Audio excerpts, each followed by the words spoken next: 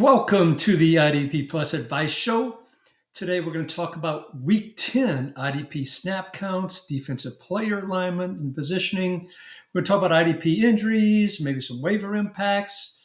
And with that, we're going to go ahead and start. And I am your host, Ricky Rod Reed. You can find me at RickyRod66 on X. Unfortunately, Shawn Teague once again has conflicts with children's sporting events. He let me know that the opponent's team bus arrived over an hour late, so it screwed up everything. So you're stuck with just me again this week, but Shawn will be here for our Start Sit show, which we do every Sunday morning at 11 a.m. Eastern, 10 a.m. Central on this very own YouTube IDP Plus channel. I'm glad to be with you here as I record this on Tuesday night, November 11th. And of course, I record on Tuesday night and we release it early on Wednesday morning for your consumption and engagement. Now, one of the things we were asked for on the YouTube channel was if we could add a list of pickups at the end of the show. So not so easy to do, and I'll explain why later, but I did do something for deep leagues that we'll cover in the last segment of the show. Okay? Of course, you can always leave your comments and questions on the YouTube Plus IDP Advice Show channel, as always, and Shawn and I will be following up on those and appreciate a thumbs up and if you subscribe to the channel. All right, with that, we're going to go ahead and get started, and we're going to get started with the Buffalo Bills, folks. And they only played 53 snaps against the Dolphins, so 53. For those that are new to the show, usually a defense on average plays about 65 snaps. So that's about a little bit over three and a half quarters worth of snaps that the Bills played, not a full game worth against the Dolphins. Obviously, that's going to impact IDP stats. Michael Hoyt went on IR before this week, and then Landon Jackson got hurt during this game, and he hurt his knee and was also placed on IR here today on Tuesday. That meant Greg Russo's snap count bumped up to 76%. Joey Bosa stayed in the low 60s, which is surprising with that at 62%. Because A.J. Epinesa was also out for this game. So Javon Solomon, the fifth-round rookie out of, I believe it was Troy, our second-year player out of Troy, if I'm remembering correctly, he ended up playing 53% as a result. Now, neither Russo or Bosa came up with any sacks, so a little bit disappointing. But the Dolphins' offensive line, as much as Tua's been struggling, the offensive line has been much improved compared to last year. So it's not a massive surprise that they didn't get sacks in this game. Terrell Bernard played 100% of the snaps, but still underperforms. 5 tackles, once again, only on 53 snaps, but we would like to have a little bit more efficiency than 5 tackles and 53 snaps. Matt Milano was up to 81% from 55% the previous week. He's still only a deep league and a really deep league type of play, even though he had a decent game from a tackle perspective, but he's still someone we're not chasing, folks.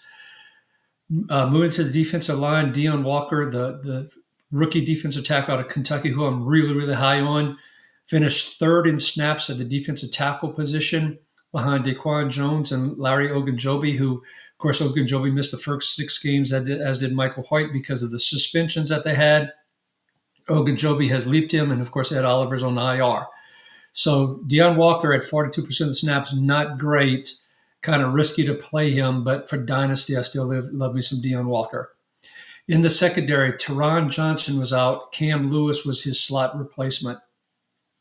At the corners, Christian Benford was out. Tre'Davious White ended up playing 94% of the snaps, and the rookie Maxwell Hairston played 100% of the snaps. Now, I did mention how Cam Lewis played the slot. Jamarcus Ingram did get a few slot snaps as well during this time. And I think it was when Tre'Davious White missed a few snaps and Lewis went outside and Ingram went to the inside. At a safety position, Cole Bishop played 100% of the snaps. He was back up to 55% deep after the week before against the Chiefs, having played only 45% deep. He still finished with 7 tackles, but he didn't have those 4 pass defenses like he did the previous week. But 7 tackles and 55% deep is not too shabby. I'll just call it that. And it looks like Cole Bishop continues to improve, which is great news for reducing his risk of ending up being benched at some point. And by the way, a shout out to Shawn, my partner in crime on this show, who once again is unable to join us. But Shawn called out in our start sit show on Sunday morning that Tua was going to throw a pick. He said Tua was going to throw 2 picks and one was going to go to Cole Bishop. So hard to predict the interception. So shout out to Shawn for that hit. At the other safety position next to Bishop, with Taylor Rapp going on IR, we had Jordan Poyer playing 81% of the snaps and Jordan Hancock playing 19%. Now, when Poyer was in for 80% of the game, he only played 33% of the snaps deep. When Jordan Hancock was in for those 19 snaps, he played 90% of the snaps deep. So Poyer is someone to monitor. I do expect that he'll get a little bit more playing time here. But I also saw him miss at least 1, if not 2 tackles. So, and he is up there in age. So don't want to chase him, but if you're in a desperate situation, maybe you put him in, but I'm not going after Poyer necessarily. Okay. Let's move on to the Miami Dolphins here. The Dolphins played 68 snaps versus the Bills. Of course, this was their first game without Jalen Phillips, so they traded to the Eagles. Bradley Chubb was up to 78% of the snaps. Chop Robinson was out with a concussion. Now, he's been cleared of that concussion protocol on yesterday, so should see an increase in playing time. I expect him to come in the roughly 55% to maybe 60% snap count range. I expect him also to be probably sack dependent, so big play leagues. That's what we saw a lot in the second half of the year. Did a really nice job getting the sacks, but not a whole lot of tackles. I expect that to continue. Matt Judon jumped up from 38% to 65% of the snaps. I expect that to come down a little bit with Robinson being active this coming week as well. Quentin Bell and Cameron Good picked up the other snaps. I think Good falls off the rotation. Quentin Bell ends up with about 15%. So that's how I think that's all going to play out snap count wise. Jordan Brooks and Tyrod Dodson had their basic normal workload, with Brooks with 12 tackles and Tyrod Dodson with 9. Brooks actually leads the league in tackles with 105. Moving to the secondary, Ashton Davis was out at safety. Ifeatu Melifonwu was active, but Dante Trader was the one that ended up starting. We weren't sure which way this was going to fall. We thought there was a chance it'd be Trader, but we also thought that would be risky if Davis was out and Melifonwu was in. But Davis played 97% of the snaps. Now, the bad news is the week before, Trader only played 37% of his snaps deep. This past week, he played 62% of the snaps deep. Now, he did finish with 6 tackles, which is great. And by the way, Melifonwu did play 53% of snaps, and he only played 39% deep. So Dante Trader appears to be the deep safety, and just elaborating on that further, Minkah Fitzpatrick only played 19% of the snaps deep. Now, he only had 6 tackles, and he ended up playing a decent amount in the slot. He actually played about 50% of the snaps in the slot because of the injuries at cornerback. So that too could have impacted Minkah's output. So a lot of stuff going on in the secondary. But if Ashton Davis is back, I still could see him replacing Dante Trader and still playing a little bit more deep, with Minkah continue to play a little bit closer to the line than he has in the past with the Steelers. That's how I think the safeties position plays out. At cornerback, Rasul Douglas was out. He should be returning. Jack Jones and Juju Brents were the starters. Juju Brents played only about 3/4 of the snaps, but he left with an injury. When that happened, Jacob Marshall moved from the slot to the corner. Ethan Bonner also got a few slots up there, but he was like bad toast. He got burnt. So he quickly was out. And Jason Marshall was out there, and that's what caused Minkah to be in the slot, and then Trader and Melifonwu to get the snaps they did. That's the Dolphins secondary, kind of a mess. You can kind of trust Minkah. In cornerback required leagues and deeper leagues, you can trust Rasul Douglas. That's all I would trust for this coming week. Okay, let's move on to the Patriots, folks. And the Patriots played a nice 69 snaps against the Bucs, so a little bit more than average. Christian Ellis had an injured hip and did not play. He was limited in practice today, so he may be back on Thursday. We'll have to watch the inactives an hour and a half before kickoff between the Patriots and Jets this Thursday. But in his absence, Robert Spillane played his normal 100%, no impact there. Jack Gibbons jumped up to 59% with Marte Mapu at 22%, Jelani Tavai at 23%. Gibbons led the team with tackles with 10. But once again, that's on 59%. Now, the second linebacker role really is a super high efficient tackling role, but it's still risky to take that chance, whether it be Ellis, whether it be, in this case, Gibbons this past week, with those kind of snap counts. So if you take that risk, know there's opportunity for hyper efficient tackling on limited snaps, or maybe not. So it's a gamble. Spillane did have 9 tackles, I mentioned, but only one of those was solo. So if you have a big difference between solo and assisted, that really hurt you. He really didn't give us what we were looking for. Kaylavon Chason, 70% of the snaps, now up to a career high 6.5 snaps from LSU. I have to add, he is pretty much sack dependent, startable in deep leagues, particularly big play scoring systems in these deeper leagues as well. Harold Landry continues to get a whole bunch of snaps at 78%, but still not a whole lot of production. Very disappointed for Harold Landry. It feels like he's fallen off the cliff. He's someone with the trade deadline coming. Maybe you could sell based on his name from the history, but I'm not looking to keep him. At defensive tackle, Milton Williams led the snap count by far at 68%. Christian Barmore was all the way down at 45% and was second there after being in the mid-60s to mid-50s in previous weeks. Barmore was on the injury report, and that could have something to do with it, and he was limited in the practice reports that came out here Monday and Tuesday for the Patriots. So that's probably what's driving it. But Barmore has been a disappointment overall. You could play Milton Williams in defensive tackle required leagues, but Milton Williams, maybe not so much. Jalen Hawkins and Craig Woodson basically played all the snaps. Both of them played mid-60s deep this week. The previous week, they were both in the low 50s. Now, one of the things the Patriots do is a lot of this is matchup dependent.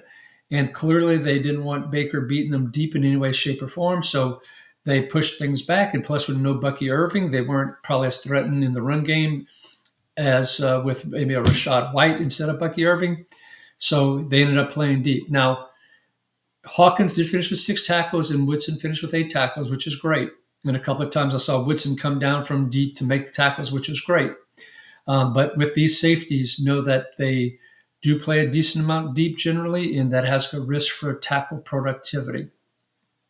Let's move on to the Jets here, folks. And the Jets had 73 snaps versus the Cleveland Browns as they returned from their bye. Of course, their defense ended up getting more snaps because they scored 2 special teams touchdowns, one on kickoff, one on punt. With that happening, that's 2 less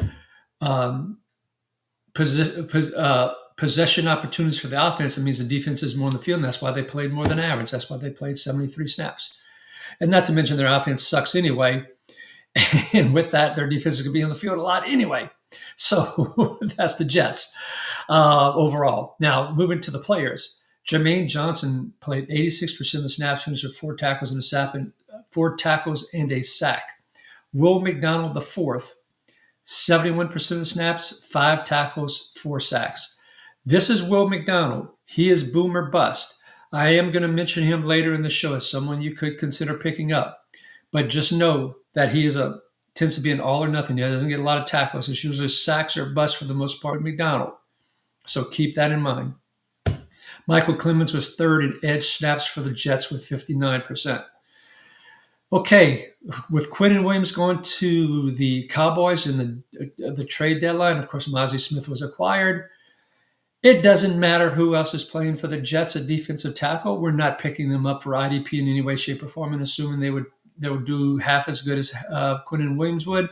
So say no to Harrison Phillips, Jay Tufele, Mazi Smith, Jawan Briggs, Partridge in a Pear Tree. None of those folks we're picking up. At linebacker, Quincy Williams was told that he was being benched. And as I joked about previously, they waited for this to happen after they traded his brother, of course, to the Cowboys, and his brother was gone, the all-pro Quinnen Williams. So Quincy was told that he's being benched, and it was publicly acknowledged that was the case. Everyone is expecting Kiko Malagoa, who was playing in Quincy Williams' place while Williams was hurt. They expected Mauagoa to take his place. Very good thought. Except for the problem, Mauagoa was declared inactive because of his concussion. So the Jets turned to Michael Walker, the former Falcon, the former two or three other teams' practice squads that ended up on the Jets' active roster. They started him, and he played about 29% of the snaps. And they're like, oh, crud, this is why Michael Walker is bouncing around from team to team. So they threw Quincy Williams back in there, and he played 71% of the snaps. And he had a great IDP stats game with 8 tackles and a sack. Now, was that a great NFL game? I don't know. I'm not the coaches for the Jets. But he had a phenomenal game for IDP stats for those that didn't realize he was going to be benched and maybe had him in the lineup. So if Mauagoa is active, which it appears he very well may be for this Thursday night game, is it Quincy Williams or is it Mauagoa? Confident that Sherwood's going to play his 100%. I am not so sure if it's Mauagoa or Quincy Williams, and Quincy Williams having that good game kind of throws a monkey wrench into things. So I would avoid either one being Mauagoa or Quincy Williams this weekend. Let's see how this plays out. Hopefully you have other options to pursue. Of course, in the secondary, Sauce Gardner was traded to the Colts. Michael Carter II was traded to the Eagles. Azaria Thomas replaced Sauce Gardner on the outside, but he only got 34% of the snaps because he got injured. So Jarvis Brownlee, who was doing a great job in the slot as he had taken over from Michael Carter II, got moved to the outside. Malachi Moore ended up playing a lot of slot when that happened. Isaiah Oliver ended up playing the deep safety role quite a bit once Malachi Moore moved to the slot. With that, Malachi Moore ended up with 8 tackles because he was playing so much more close to line of scrimmage than he had been in previous games. Now, surprisingly, also Tony Adams had a good game at the other starting position, basically playing all the snaps, and he had 9 tackles, but he also played 60% deep. We don't like it when it's 60+% deep. We don't like to hear that, folks, as you know if you've been following us. But if you haven't, that's a bad number. And so for tackling productivity. But luckily, he did get 9 tackles. Could be because it was 73 snaps, and Dylan Graber was just dropping it over the line, these little short dink and dunk passes, mostly to tight ends and very little to wide receivers, and also the running backs who he was throwing to. But anyway, given all that, don't get too excited about Malachi Moore because I'm assuming that Thomas will be back. I'm assuming Brownlee moves back to slot. I'm assuming Malachi Moore moves back to safety. That means probably 5 or so tackles for Malachi Moore, roughly the same for Adams against a normal offense. Okay, that's how I think the Jets are going to end up playing out, folks. So that concludes the AFC East. Now we're going to move to the AFC North with the Baltimore Ravens, who played 65 snaps against the Minnesota Vikings. Of course, they acquired Draymond Jones from the Titans, and he played 60% of the snaps. Now, you may recall, I talked in previous shows that he was playing in the mid-80s those last several games from a snap percentage perspective with the Titans. And a caution that was going to come down, and that was going to impact his IDP stats. And that's absolutely what happened. So Mike Green played 72% to lead the edge. He continues to play the most. Kyle Van Noy jumped up to 71%. And then Draymond Jones was third with 60%. I do expect Van Noy to come down a little bit and Draymond Jones to tick up a little bit more given Van Noy's age. Mike Green continues to make noise on the field. Hopefully that'll start turning into a little bit more IDP stats efficiency. We're not quite there with him. David Ojabo was all the way down to 15% in snap count, in terms of snap percentage, in terms of what he played. So we've talked about Ojabo. Unfortunately, that knee injury coming out of college, coming out of Michigan in the pre-draft work and workouts, and it's just a shame what happened to him. Moving to the interior, Travis Jones played 71% of the snaps. He's been in that high 60s, low 70s, and his productivity has not been bad. So in defensive tackle required leagues, he's starting to get the snap count. You can go and look at his tackles for his last few games as that snap percentage has gone up. So has his productivity. He is more of a nose tackle type. He's a bigger guy, so I tend to stay away from those types where I can. But starting to put up some numbers, so someone to watch in your deeper leagues here. At linebacker, Roquan Smith, 100% of the snaps. Teddy Buchanan, another jump down in his snap count, down from 69 the previous week, now to 59%. He did have 6 tackles, so he continues to be fairly efficient on the snaps he's playing. But boy, that's hard. That's getting more and more risky. And even Trenton Simpson got I believe it was 9% of the snaps. I didn't record it in my notes here, but I believe it was 9% if I remember correctly. And those were on third down. So Buchanan, watch carefully if you can play him or not. If you have other options to consider, you might want to do so. As they've moved to these 3 full-time safeties, that's where we started seeing the impact to Buchanan's snap count, and that began with the acquisition of Aloy Gilman. So they've allowed Kyle Hamilton to move closer to the line of scrimmage, Malachi Starks and Aloy Gilman playing the deeper safety roles, and Hamilton looks like he might be taking a few of those snaps away from Buchanan from that regard.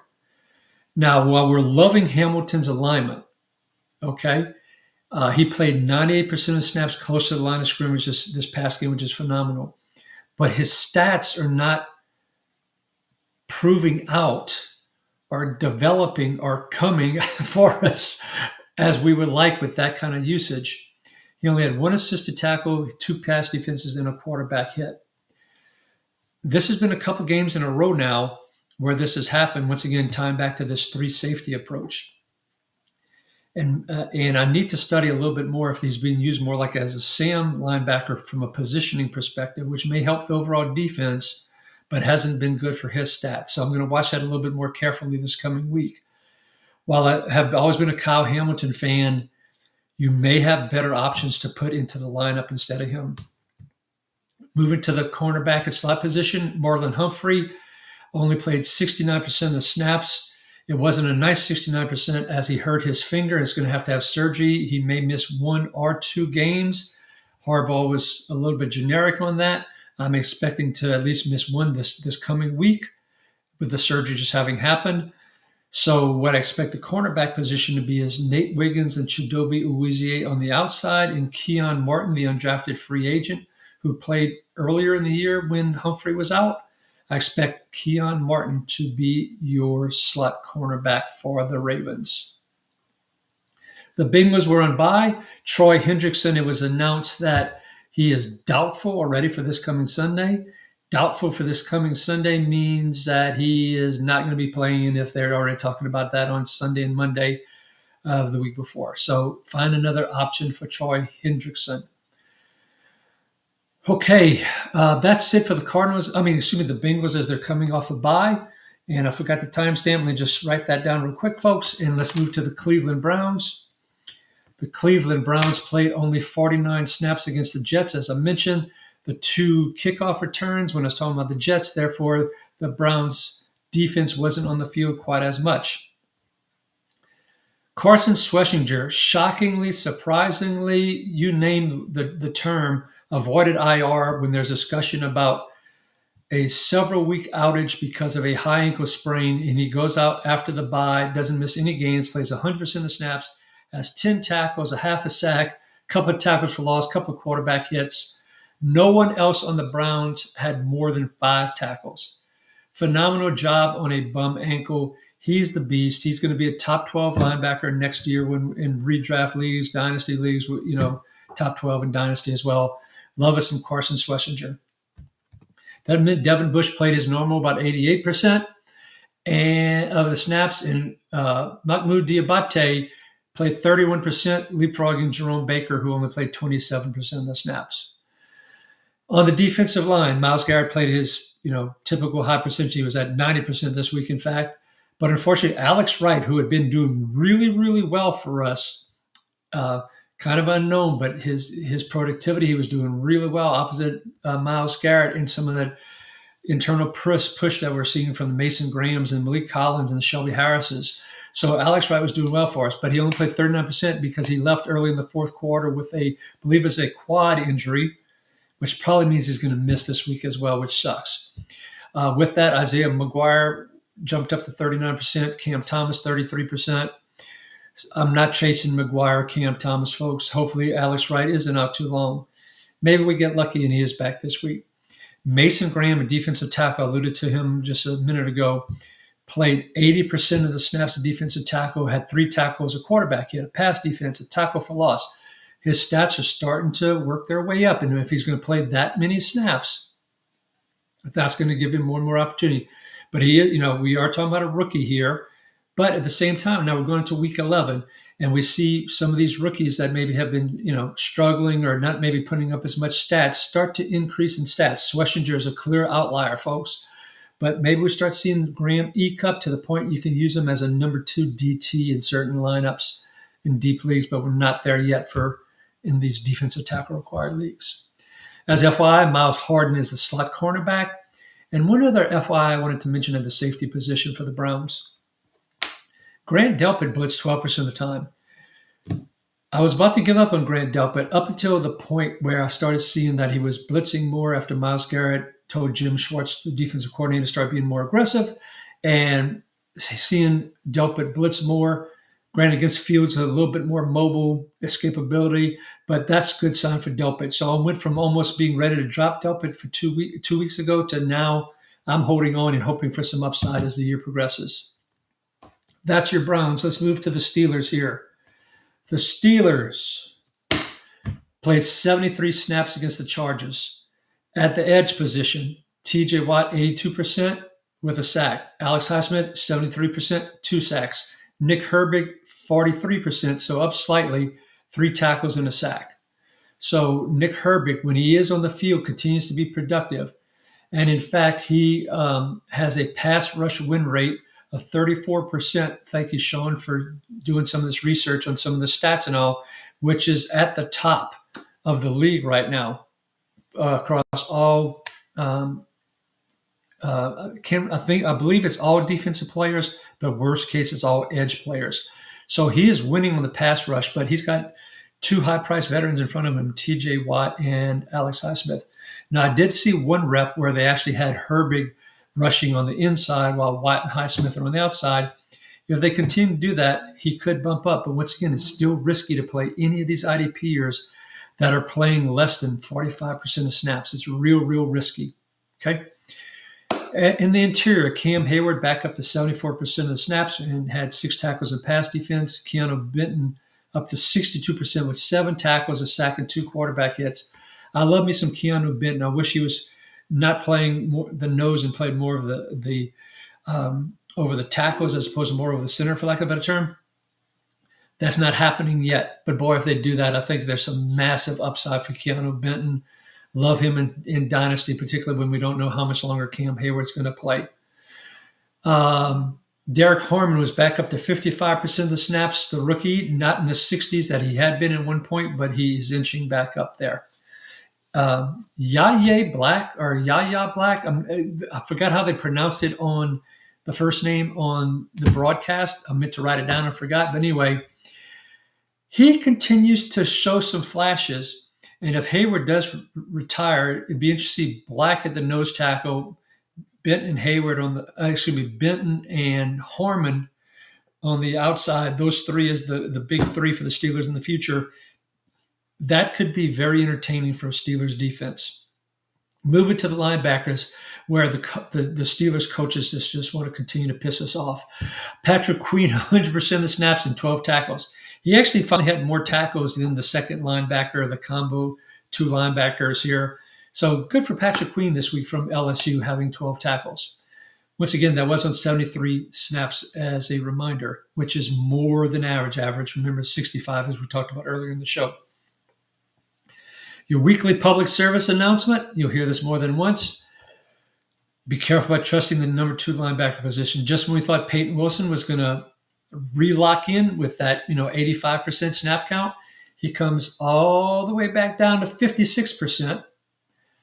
And that was with no Holcomb being active for the game. We did caution and warn about Malik Harrison, though, in the previous show. Malik Harrison was up from 29% of the snaps to 45% of the snaps week over week, and he finished with 5 tackles. Wilson finished with 7. Cole Holcomb Mike Tomlin mentioned today in his press conference, once again, this is Tuesday, November 11th, Mike Tomlin said that Holcomb is expected to practice this week. So what does this mean for this number 2 linebacker position? Don't trust Wilson. Don't trust Harrison. Don't trust Holcomb. Don't trust any of them. Hopefully you have another option. That's all I can say on that. If you have to play one, you play Wilson because at least when he does play, he is very efficient from a tackling perspective. At the safety position, Kyle Duggar played a full-time role for the second week in a row. After week 1 with the Steelers, where he played 67% of the snaps deep, this past week he only played 49% of the snaps deep, which is bad news for Jalen Ramsey, which we'll come to in a minute. He only put up 5 tackles, so he's not putting up the big stats yet, but he'll have the opportunity. So if they use him close to the line of scrimmage, that plays but Duggar's strength. So someone I would consider in deeper leagues. Now, Chuck Clark only played a few snaps as he returned after being out the previous week with a, quote, illness. He only played when Joey Porter left the game temporarily. And when that happened, Jalen Ramsey, who was playing the other safety position along with Duggar, had to move to outside cornerback temporarily. When Porter came back in, Ramsey moved back to safety. Chuck Clark went back to the bench. Also, before I get to Ramsey, Juan Thornhill was released this week. So the Steelers finally realized why the Cleveland Browns let him go and finally gave up on him. And they reclaimed Sebastian Castro. And here's what I mean by reclaim. Castro had a really good preseason with the Steelers. They kept him on the practice squad. Tampa Bay signed him off of the practice squad to Tampa Bay's 53-man roster. Tampa Bay needed to make some roster moves. They released Castro, probably hoping to sign him back to their practice squad, but the Steelers claimed him and added him to the 53, and that's where Thornhill got the heave-ho, the boot, the axe, whatever you want to call it. Jabril Peppers was out again, but he's also expected to practice again this week. So while I did say Kyle Duggar in deeper leagues I'm willing to take a chance on, we still want to see if we can watch some practice reports and pressers from Tomlin later in the week, or the defensive coordinator, see if anything comes up, to see if it really will be Duggar and Jalen Ramsey as the safeties. But it sure does look like Jalen Ramsey will be the safety based on the play of the Steelers defense the past couple of weeks. So Jalen Ramsey played 71% of the snaps in his first game as deep safety the previous week. This past Sunday, he only played 64% deep, but a few of those snaps he ended up playing outside corner for Joey Porter, as I mentioned just a bit ago. So otherwise, he would have probably been close to 70% deep again. Now, this certainly sounds like a permanent move for Ramsey. He seems excited about it based on the interviews. It's rejuvenating him. It's helping out the Steelers' defense overall. And generally, if someone with a cornerback eligibility is playing safety, I tend to love that, and that's fantastic. It's a cheat code to a certain degree, but not quite as much as if they're playing 70% deep. Now, the good news, at least, is that he did have 8 tackles, which was second on the team. This wasn't 73 snaps. Keep that in mind. So it was probably bumped up just from the snap count as well. So I do expect Ramsey to play at safety. Depending on the matchups, I may play him in my cornerback slot. And it would probably be against teams that don't threaten you as much from a deep perspective, which would allow him to cheat up a little bit more and maybe get a few more tackles. Or maybe a team that has a mobile quarterback that he can chase out of bounds when the quarterback breaks containment around the edge. That's probably when I'd play Jalen Ramsey. Now, Brandon Echols has operated as a slot cornerback, kind of in that star role, but they're not really using it quite in the star role that they envision with Jalen Ramsey from a blitzing perspective and so forth. The reason I'm going to bring up Echols is that the Steelers also signed today Asante Samuel Jr., who's been cleared from his medicals from the spinal fusion surgery he had in his neck/back, which, man, I'm sorry. If that happened, I'd hate to see someone come back to that. That just feels so risky to come back and play pro football with, if you had spinal fusion surgery and the risk that could be for the rest of your life. But anyway, he is back. They signed him to the practice squad. probably getting him back into game shape, probably will elevate him once or twice before they sign him to the 53. Or if someone tries to sign him off of the practice squad, then certainly they'll elevate him to the 53. But with that, that's even another reason and another cornerback of why they might not need to move Ramsey out of the safety position, because Samuel can play on the outside and he can play in the slot. Probably prefer him in the slot, but he can play both positions and did so with the Chargers, and he did so fairly effectively.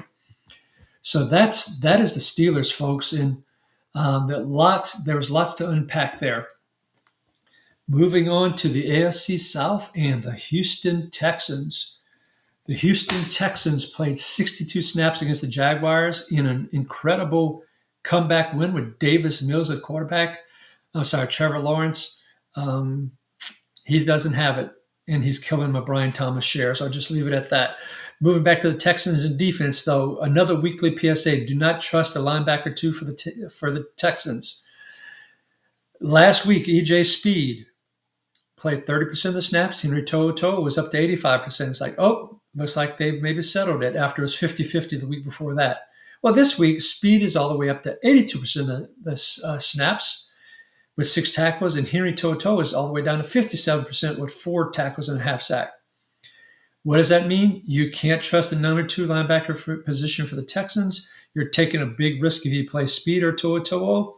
You can play Al Shahir, but don't play either one of those folks.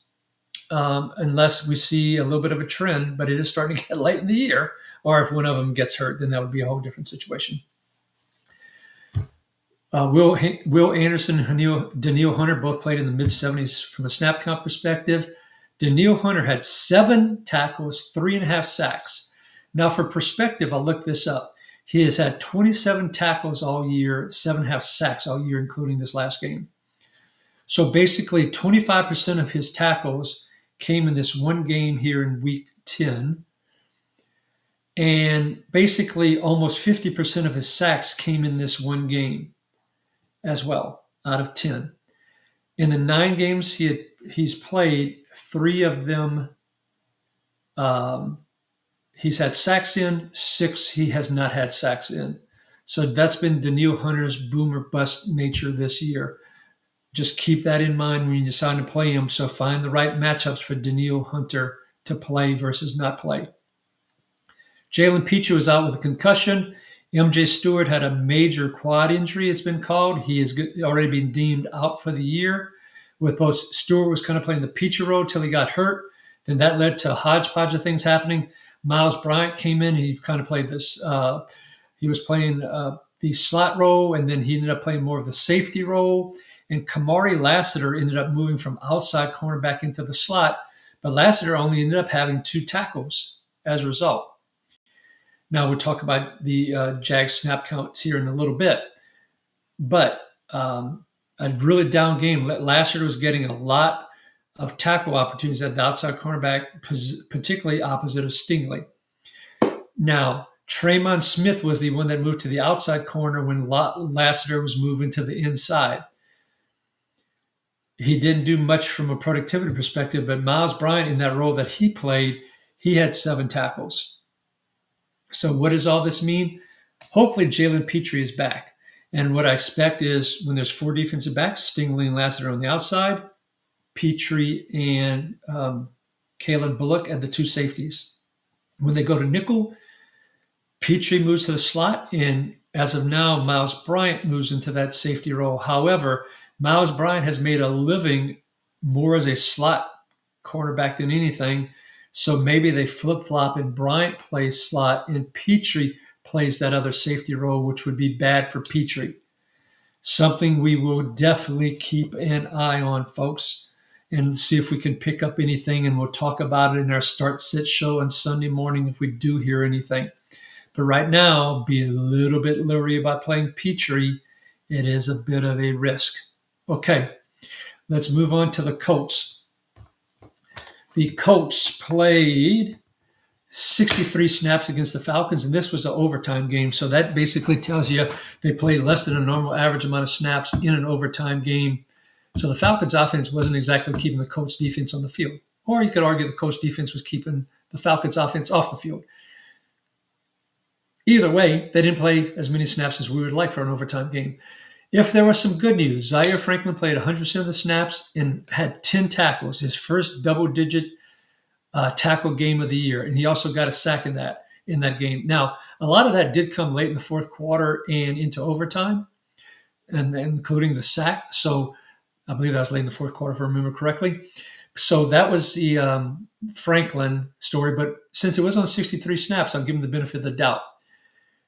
Pratt did play 87% of the snaps, had 7 tackles. I still worry, will he come off the field in passing situations, particularly as they get more and more of their cornerbacks healthy? And we'll talk about the cornerbacks here in a little bit. Is this a trade high on Zaire Franklin? I might possibly consider it depending on what I could get for him. If I can upgrade and get a high-end wide receiver for Zaire Franklin, and then another number 3 linebacker for him, I might try and do something along those lines in some of these deeper leagues, okay, where someone might have some love for Zaire Franklin. By the way, still no word on Jalen Carley's, and I did check some sources that I usually look at right before I started recording. Didn't see anything on him. Samson Ebicon and Tyquan Lewis were both out once again. So that meant Latu played 84% of the snaps. Kwity Paye was all the way up to 94%. And JT Tuimoloau, the guy from Ohio State, the second round rookie, he only played 32% of the snaps. Now, I still expect when Ebicon and Lewis come back that we see Latu and Paye's snap count come down. Now, Paye, once again, playing 94% of the snaps, 2 assisted tackles. Don't even chase the snap count and hoping for some stats, folks, with Paye. Now, there will be a game where he will come up with 3 tackles and a sack or a sack and a half, folks. We just don't know when it is, and you can't trust Paye, so don't do it. He's not a he's not a TJ Watt or a Myles Garrett or something like that. He is a couple of steps below that, so we're not putting him in our lineups regardless. Big disappointment with DeForest Buckner. First, it was a neck injury, and he was going to miss the game, and then it was suddenly he's going on IR, so he'll miss at least the next 4 games. It went from he's out to injured reserve pretty quick, which makes me nervous if we will even see him again. The one hope is with the Colts in the playoff chase that if he can play, he will play. So I'm not giving up on him yet, and I am stashing him on IR. Adetomiwa Adebawore led the defensive tackles in snaps at 70%. He finished with 5 tackles, 4 assisted. Grover Stewart was next with his typical around 68%, a little bit more than normal. And then Neville Gallimore was third at 51%. So Adebawore, is it the system that also contributes to the success that Buckner has? And maybe Adebawore, who's kind of filled into that role, gets a piece of that, although he's no DeForest Buckner. It's a possibility. I'm not rushing to pick him up and start him, but once again, deeper leagues, maybe he's someone that I am considering stashing if I'm in a desperate situation at defensive tackle. At the safety position, Cross and Bonham played their usual, 100% or so. Bonham, 68% deep. I hadn't talked about this for a while, so I looked it up just to make sure. Bonham was 68% deep, Cross 25% deep, and that's how it's been throughout the year. Colts traded for Sauce Gardner, as we talked about. I have to admit, and I said that I expected, and when I'm wrong, I do admit it, folks. At least most of the time I remember to admit it, and this is one that I'm remembering to admit it. But Sauce Gardner and Jalen Jones, who I thought were going to start on the outside, Kenny Moore in the slot. Where I was wrong is that it wasn't Jalen Jones. It was Mekhi Blackman that started opposite Sauce Gardner with Kenny Moore in the slot. Now, Kenny Moore was at least up to 86% of the snaps, whereas he was 73%, 52, and 79% the previous 3 weeks. He is nowhere near getting that 100% of the snaps that he used to get.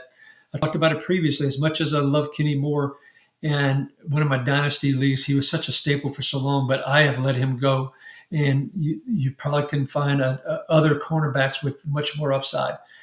And Charvarius Ward will be coming back from IR at some point as well. So that gives them 4 strong cornerbacks, including Jalen Jones as well, to consider, which, once again, back to the whole Jermaine Pratt thing, in obvious passing situations, could I see all 4 of those cornerbacks on the field along with Cross and Bynum, yeah, could. So that could be bad news for Pratt, particularly once Ward is back off of IR. So keep that in mind. The Colts are on bye this coming week, so we won't learn anything this coming week. The Colts and the Saints are the only teams that are on bye in week 11, and I'll remind you of that when we get to the Saints as well. Let's go into the Jaguars here. The Jaguars played 75 snaps against the Texans. Devin Lloyd returned as we expected, played 96% of the snaps. Ventrell Miller did not play a single snap on defense. Trayvon Walker was up to 83% of the snaps, and he got to play the whole game because he didn't try and slug someone in the helmet with his non-broken hand. But it was good to see him back to 83%. Now, he only had one tackle and one quarterback yet, but I'm hoping another week or two I'll start feeling better putting him into my lineups. I've been keeping him on the bench in one of my leagues, in the Kings Classic League, which I really love that league. I haven't let him go yet because I still think the upside is huge there for him, but just needed him to get through this hand injury and getting his playing time back up. Josh Hines-Allen was at 81%. He had four tackles, but only one of which was solo. He got one quarterback hit as well. Now, a lot of people might have been disappointed because the Texans in everyone's mind has been an offensive line that you can pick on. Now, the interior is a little bit worse than the tackles, but they've been using a sixth offensive lineman and Harrison Bryant a tidbit more as well from a blocking perspective to try and help out the offensive line overall. And that's made a difference. And I think that's that's what certainly helped Davis Mills and C.J. Stroud before he got his concussion. I haven't been able to research how much. It's just something I've been observing and watching the game. So, but I think there's enough there that it's making a difference to help out both Stroud and Davis Mills and thus those receivers and running backs. So a little bit for Houston's offense to keep in mind. Jordan Lewis didn't play, and it was announced today that Travis Hunter not only is going to miss 4 weeks, but he is going to miss the rest of the year after undergoing surgery for an LCL repair. Expected to be about 6 months, should be back for off-season activities, blah, blah, blah. But no Jordan Lewis, no Travis Hunter this past week. That meant Jarrian Jones took over the slot role. He played 77% of the snaps there. Unlike Jordan Lewis, who played the outside and the slot, Jarrian Jones played primarily the slot. He did have 4 tackles and an interception, which kind of helped propped up his stats, that interception in particular. But he's going to be one of these slot-only cornerbacks like an Upton Stout, for example. So matchups will be very important in terms of how much he'll be on the field to try and generate some stats for us from the cornerback position. Andrew Wingard and Antonio Johnson were the 2 safeties. Remember, Eric Murray's on IR. Both basically played all the snaps. Andrew Wingard played 49% of the snaps close to the line of scrimmage, only 51% deep. For those that are new, as a reminder, when I say close to the line of scrimmage, that entails in the box, in the slot, or along the defensive line. He did that for half the snaps, which is fantastic. And with that, he had a very productive outing with 9 total tackles to tie with the team lead with Foye Oluokun in those 9 total tackles. Antonio Johnson played 66% of the snaps deep. And I have to admit, this is the exact opposite of what I expected. I expected a lot more Wingard deep, as it was in the previous week, and Johnson closer to the line of scrimmage. But they flipped it. Johnson still had 6 tackles and a sack, so he's a good tackler. He's just not as good in space. I'm not chasing Antonio Johnson, except in the deepest of leagues. I just don't have confidence in Antonio Johnson, folks. Remember, that's the same guy who couldn't beat out Darnell Savage last year, couldn't beat out Andre Cisco, who they let both of those guys go. So, yeah, I guess that's all to say about Antonio Johnson. Now, he could have improved from last year, so I'll say that as well. But I still don't want to chase him. I'd much rather Wingard. Let's move on to the Tennessee Titans here. As we wrap up the AFC South, the Titans, of course, were on bye this past week. They dropped Quandre Diggs at his request, which takes one safety out of the mix. That leaves Amani Hooker. That leaves Xavier Woods. That leaves Kevin Winston Jr., the rookie, who I really like. And unfortunately, they didn't trade Hooker, but at least Diggs is out of the mix. Then, however, I saw that Mike Brown, who they played some last year when they had injuries hit at safety, Mike Brown was designated to return from the injured reserve list. His 21-day window started, so maybe he gets into the mix at safety. The net of it all for the Titans, we still got to stay away from safeties. It was also announced late this afternoon here on Tuesday, November 11th, that L'Jarius Sneed was indicted for failure to report a felony. Not that he was playing necessarily, but just another reason why we can't, you maybe can rely on a Jailer Omer Davis or a Darryl Baker in leagues, because they're going to get targeted like crazy and have to make a bunch of tackles, because Sneed doesn't look like he's coming back anytime soon. All right, let's move to the AFC West and let's talk about the Denver Broncos. And it's a game that I hate to talk about, because that Thursday night game between the Broncos and the Raiders, that feels like that just set the NFL back a few years. That was really bad football. But anyway, the Broncos defense only played 60 snaps. And Alex Singleton played 100% of the snaps at safety, but the bigger news for him is he came out publicly and told everyone that he has testicular cancer. He had surgery the day after the game. For those that didn't hear the story, he was selected for a random blood test on the Monday before the Thursday night game. It showed some bad news in the blood test. They looked it up and it turned out he had cancer. And so he found that out, decided he wanted to play the game, had the surgery the very next morning. Very few of his teammates and coaches knew. He only told some of the closest of the close. So for anyone with cancer, anyone that's listening right now, for you, your friends, your family, I've lost multiple family members to cancer, including my mom and dad. It's horrible. And I continue to pray for all the people that are, that are going through cancer, have gone through cancer, etc. It's close to my heart always. I donate to MD Anderson. I donate to the American Cancer Society, etc. So pray for people with cancer, folks. It's just and maybe for some cures as well, because cancer is horrible. Sorry for that public service announcement, but I had to get it out there, and Singleton gave me the platform to do so. Okay, so now back to the football stuff. They did say he would be back in a few weeks. What that looks like to be determined, particularly since they have a bye in week 12. So he won't play this coming week, week 11. Now the question becomes, does Dre Greenlaw, whose snap count went up to 62%, or does Justin Sterner, whose snap count went down to 10%, which one of those two actually take over the green dot role? It's really not clear, and there's an argument that it could be Justin Sterner that does it. But it also could be that there's some sort of rotation. It could be that maybe even Brandon Jones wears the green dot. We just don't know right now. So with that, for now, you almost have to assume that Greenlaw plays roughly that 65 to 70% of the snaps, and that maybe Justin Sterner plays roughly the same, and any upside from there is good. That's how I'm thinking through it as I'm setting my lineups. Now, Dre Greenlaw is super efficient on the snaps that he does play. For example, the Raiders played 60 snaps. He played 62%, so that's what 37 snaps, 38 snaps, give or take. And he had 5 tackles, a tackle for loss, and a pass defense on 37 snaps, let's just call it. You take that out to a full game, and that should be about 9 tackles if he ends up playing 100% of the snaps or so.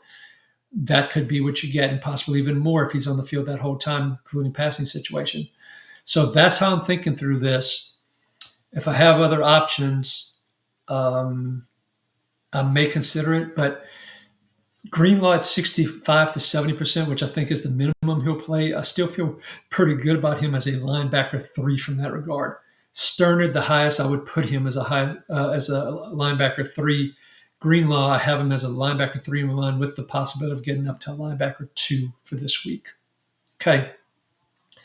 You may recall, if you listened last week, I talked about the fact how the Broncos had brought in this ugly 5-person rotation at defensive end.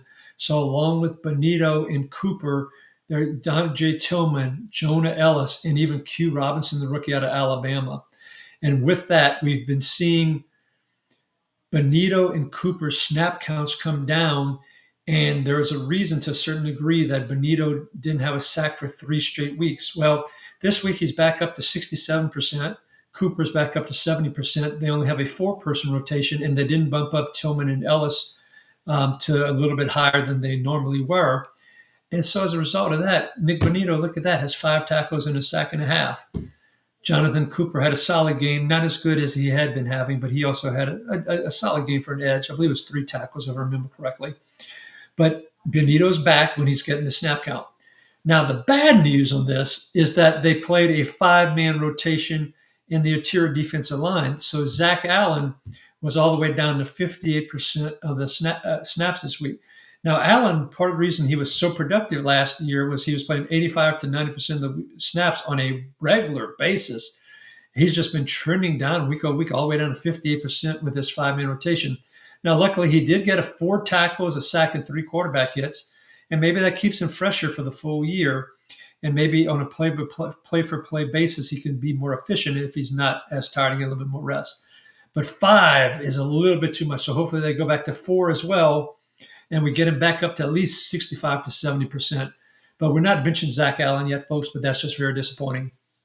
And secondary position, Surtain was out again. Riley Moss, 100%. Jaquan Miller, 95%, with 95% of that 95% being close to line of scrimmage. Chris Abrams Drain out of Missouri played 92% out wide of his snaps. Jahdae Barron only played 33% of the snaps, but 65% of that was out wide. So basically, you see Moss and Abrams Drain on the outside, Barron playing a little bit on the outside, with a little bit in the slot, but mostly Jaquan McMillan in the slot. Okay? At the safety position, Jones and Hufanga basically play all the snaps. Once again, Brandon Jones played the most deep out of these two at 63%, Hufanga 53% deep. And it's reflecting in the tackles count again this week, with Hufanga having more with 9 tackles plus a sack, Brandon Jones 5 tackles. So Hufanga is the preference of the two, if you're wondering, at least based on the past couple of weeks. It's now been a little bit more consistent with Hufanga closer to line and Brandon Jones a little bit more deep. And as a reminder, Broncos are on bye in week 12. Let's move to the Kansas City Chiefs here, folks, who had a bye in week 10. The big thing I'm going to be watching for as they come back from bye is, will Trent McDuffie continue in that slot role that he played so much of and which made him so effective, particularly his rookie year, and a top 12 IDP cornerback. If that continues, giddy up for Trent McDuffie. That's what we'll be watching for. Okay, now over to the Raiders, who, as I talked about, that was a really horrific game on that Thursday night. They only played 61 snaps on defense, and that's how bad the Broncos' offense was, because the previous 2 weeks, the Raiders' defense was on the field for 80 and 81 snaps. They're only on the field for 61 snaps, which is less than an average. So the Broncos' offense is struggling. Yeah, they're 8-2, and their defense is phenomenal, but their offense is really struggling, not to mention the Broncos' punter is struggling. I digress. Back to the Raiders. Devin White didn't have 16 tackles for the 3rd week in a row because they only played 61 snaps, not 80.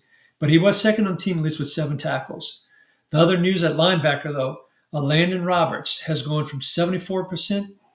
He actually jumped up into 93%, down to 60, down to 41% of the snaps. And that was 3rd at linebackers. Jamal Adams jumped up from the mid-20s all the way to 48%, played more snaps than Landon Roberts. Can't trust Roberts right now. I don't know if I'm hanging my hat on Jamal Adams either, even though he is an LSU Tiger. Not quite ready to hang my hat on that yet, particularly at only 48%. But then something else happened today with their guard, Jackson Powers Johnson. I believe that's how the hyphenated goes. Their guard got put on injured reserve, and they filled that spot by signing Jamin Davis from the practice squad to their active roster. If the name's not coming to you, he was the 1st-round pick for the Washington, was it the Redskins? Was it the football team? Was it the Guardians? I'm not sure, or Commanders, whatever one it was, way back when. He was a 1st-round pick, number 16 overall, I believe, if I remember correctly. And he has bounced around since then. He played some time with the Jets practice squad, then with the Raiders practice squad. Now they've signed him to the active roster, the 53-man roster. Is there a chance they take is there a chance that they take a chance on Davis as the number 2 linebacker ahead of Roberts and Adams? Yes, there is a chance. Am I hanging my hat on that? No, I am not. But it is just something that we'll watch the playing time this coming week and see how this shakes out. It would be nice if one of these three, whether it be Adams or Roberts or Davis, gets into that 70, 75, 80% range, but we're just not quite there yet. On the edge, Max Crosby, basically still plays all the snaps. It was a tough matchup, by the way, against the Broncos, and that's what we expected, that he probably wouldn't get a sack. But Charles Snowden actually played the second most snaps on the edge. He played 44% of the snaps. Tyree Wilson down to 35%. Malcolm Kuntz all the way down to 33%. So looks like Kuntz is clearly falling off the map, and there's no report of injuries on Kuntz. With that, if you've been a Kuntz, oh yeah, he's going to do it like he did in this back half of a couple years ago before his injury. It ain't happening, folks. So Snowden had 6 tackles, a sack, 2 quarterback hits in the pass defense. A great game. What have we learned about these guys who come out of nowhere and have one great game? Are we chasing him? What's the answer? Y'all know it. We're not going to chase him after 1 week, and we're not going to spend a ton of fab on him after 1 week. Now, if we start getting a little bit trend and we get that playing time above 50%, maybe we consider it, but don't go crazy with Charles Snowden based on this past week, folks. Jeremy Chin continues his ideal usage, led the team in tackles with 9. Darian Porter, the week before, looked like he had leapfrog Caillou Blue Kelly as the starting cornerback across from Eric Stokes. The week before, Darian Porter played 100% of the defensive snaps. Caillou Blue Kelly played 0. This week, and Porter had 10 tackles, by the way, on those 100% of the snaps as FY. This week, Caillou Blue Kelly started, got 2 interceptions, but in checking the snap count, and I didn't see Porter much in the first half, but in the second half, I saw him more. Blue Kelly, 57% of the snaps, Porter, 43%. So what it feels like is they threw Porter to the Wolves. He got picked on badly. He got 10 tackles, which is great for IDP, but maybe not from a NFL perspective. So they decided, okay, let's ease him back in and balance it and play a combination of Blue Kelly and Porter and continue to get Porter's feet wet until he gets better and more comfortable. So that's what it feels like happens.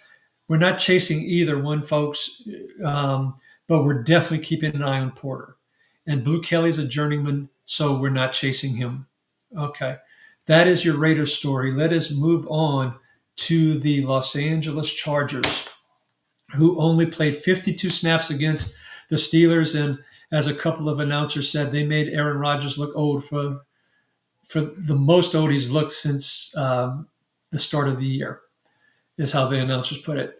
Now, the Chargers played 52 snaps against the Steelers. The week before, they only played 47 snaps against the Titans.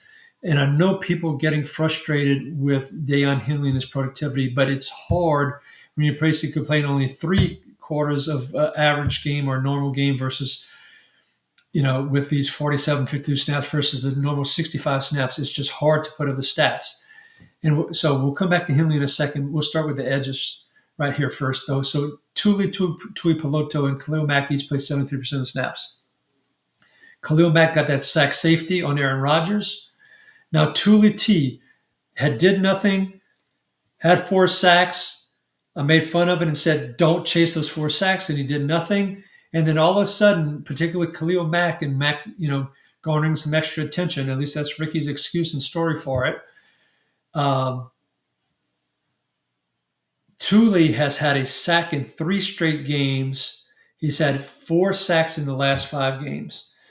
So with Mack back, and with that kind of productivity, you can put Tuli into your lineups. Many of you probably have, and this is a little late for me to be acknowledging it, but I just wanted to call it out because I did make fun of Tuli early in the year because he was doing pretty much nothing except for that one game where he had the 4 sacks and he was doing nothing else. But now he is doing more.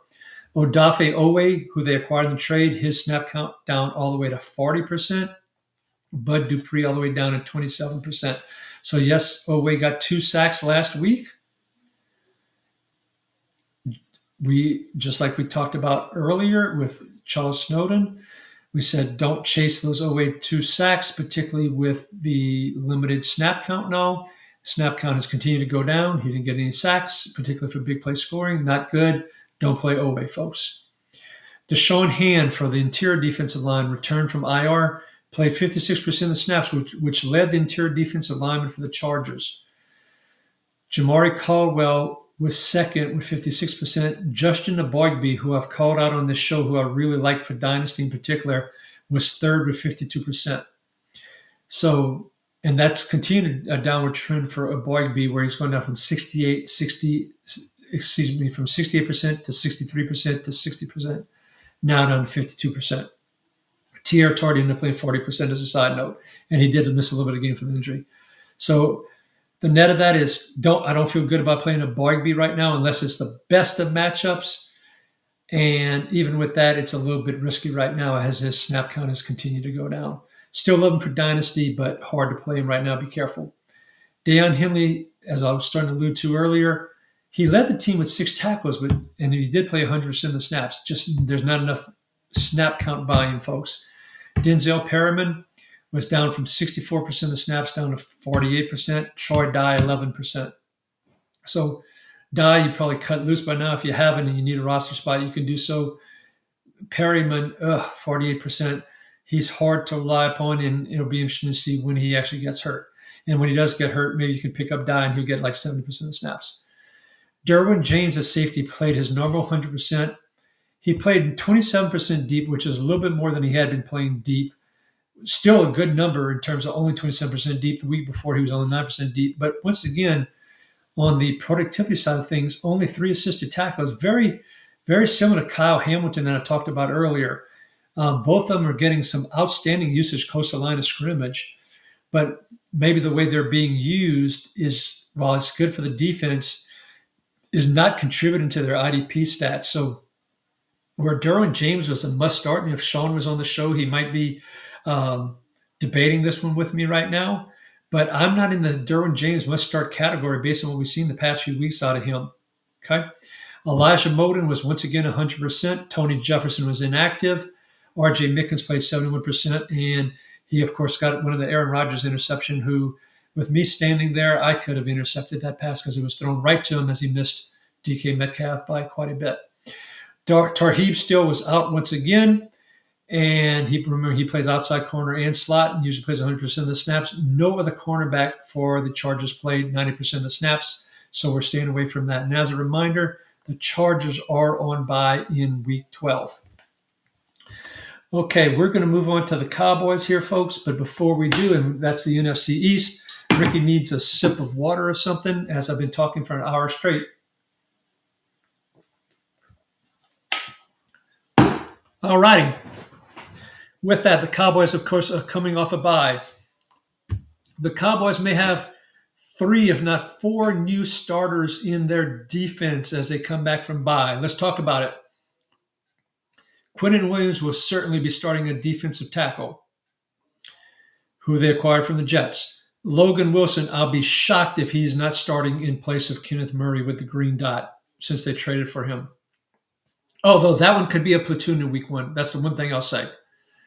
DeMarvion Overshown on Tuesday, November 11th, today, was activated officially from the 21-day wait period. He is now part of the 53-man roster, as is Siobhan Revel, the cornerback. Same thing happened with him. I do expect Overshown to replace Shamar James. Although their first week back, maybe he's in a rotation too as they ease him back in. So you could have this ugly 4-person rotation for the Cowboys in Week 11.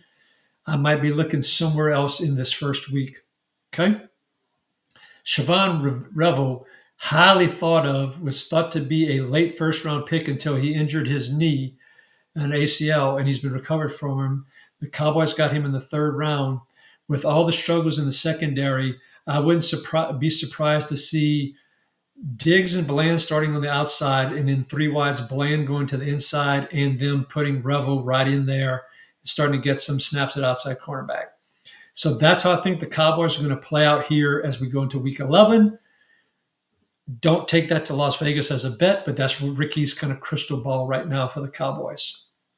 be real interesting to see how things play out. Let's move on to the Giants here. And the Giants played 68 snaps versus the Bears and blew another 10-point lead. And of course, their coach, Brian Daboll, was fired.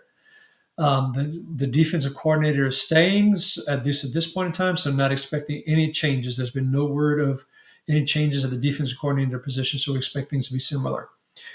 Darius Muasau was out with injury and put on IR. Demetrius Flanagan-Fowles did replace him, as we told you he would. He played only 78% of the snaps, but he did leave the game for a period of time with injury and then returned. And he did tie for the team lead in tackles with 7. So that second Giants linebacker role has been a source of like low number 3, high number 4 linebacker stats in the past with Michael McFadden, with Muasau, now Flanagan-Fowles, and I think that you can think of it the same way. Bobby Okereke, the green dot, only had 6 tackles, only one of which was solo. Okereke is just not the same player he was a few years ago. At the edge position, Brian Burns played 84% of the snaps. Abdul Carter was second on the edge with 66% of the snaps. Now, do you know how much Abdul Carter contributed from an IDP stats perspective? Nothing. Zilch. Zero. Nada. Nothing. Very disappointing. But as I talked about earlier with the rookies, he's getting the playing time. His PFF pass rush win rate continues to steadily increase and improve. So as we get to the later games in the year, maybe he's someone that will start performing for us. Kayvon Thibodeau had 62% of the snaps as FYI. At the safety position, Jevon Holland returned. He played 100% of the snaps. He played 84% of the snaps deep, which makes Dean, by the way, and with him being back, makes Ding Belton irrelevant. You don't want to play Ding Belton when Holland and Newman are both playing. Holland had a decent game from a tackles perspective, considering he played 84% deep. Tyler Newman played 93% of the snaps. But what we know, when Holland has been playing, he has been playing more deep, and that's allowed Newman to play close to the line of scrimmage. It's not the same when Belton plays, where Newman plays a little bit more deep and Belton plays close to the line of scrimmage. But Newton plays 71% close to the line of scrimmage, and he tied for the team lead in tackles with 7, along with Demetrius Flanagan-Fowles. So nice game for Newman, and we like to see that utilization, and we love it when Holland is playing and not Belton. At cornerback, Paulson Adebo, or Debo, however when you pronounce it, was out again. Cardale Fly played 100%. Deontay Banks and Keontae Banks, Deontay Banks and Corey Black alternated at the other cornerback position. Banks 75%, Black at 25%. Drew Phillips continued to be a slot only. I talked about this a lot last week. You can go back and listen to the Giants part of the show last week. And Drew Phillips only played 59% of the snaps once again this week, and didn't give you a great outing. He's not like a Dax Hill who plays on the outside and then moves inside and 3 wide, getting 100% of the snaps. So that's the drawback with Drew Phillips. And the Bears play a lot of Kmet and Loveland together. And they also throw in Durham Smythe when he's healthy. I believe it was Stephen Carlson this week because Smythe was inactive. But Bears play a decent amount of 2 and 3 tight ends, and that impact Phillips being on the field. And there's your answer, folks, of why he didn't do well. Okay, the Giants, by the way, their bye week is until week 14. So just keep that in mind. Start getting ahead of that from as you start looking at last game of the regular season into your playoffs, depending on how your leagues are structured. The Eagles are next, and the Eagles played 68 snaps in that defensive slugfest last night against the Green Bay Packers. Of course, the Eagles have acquired Jalen Phillips, Michael Carter, and Jair Alexander. We'll talk about the defensive backs a little bit later. But first, starting with Phillips, who played in Fangio's system in Miami, as we talked about, jumped into a significant role right away and led the edges in snaps with 78% of the snaps, which is a beautiful thing. 6 tackles, a tackle for loss, and 2 quarterback hits in his first game. Continues to be further and further away from his injury. Is in a system that plays to his strengths quite well. Great news for Jalen Phillips. Giddy up on Jalen Phillips. Now, Nolan Smith was activated from IR on Monday. He only played 28% of the snaps in his first game back, which was third behind Jelix Hunt, who played 63%, and Jalen Phillips, of course.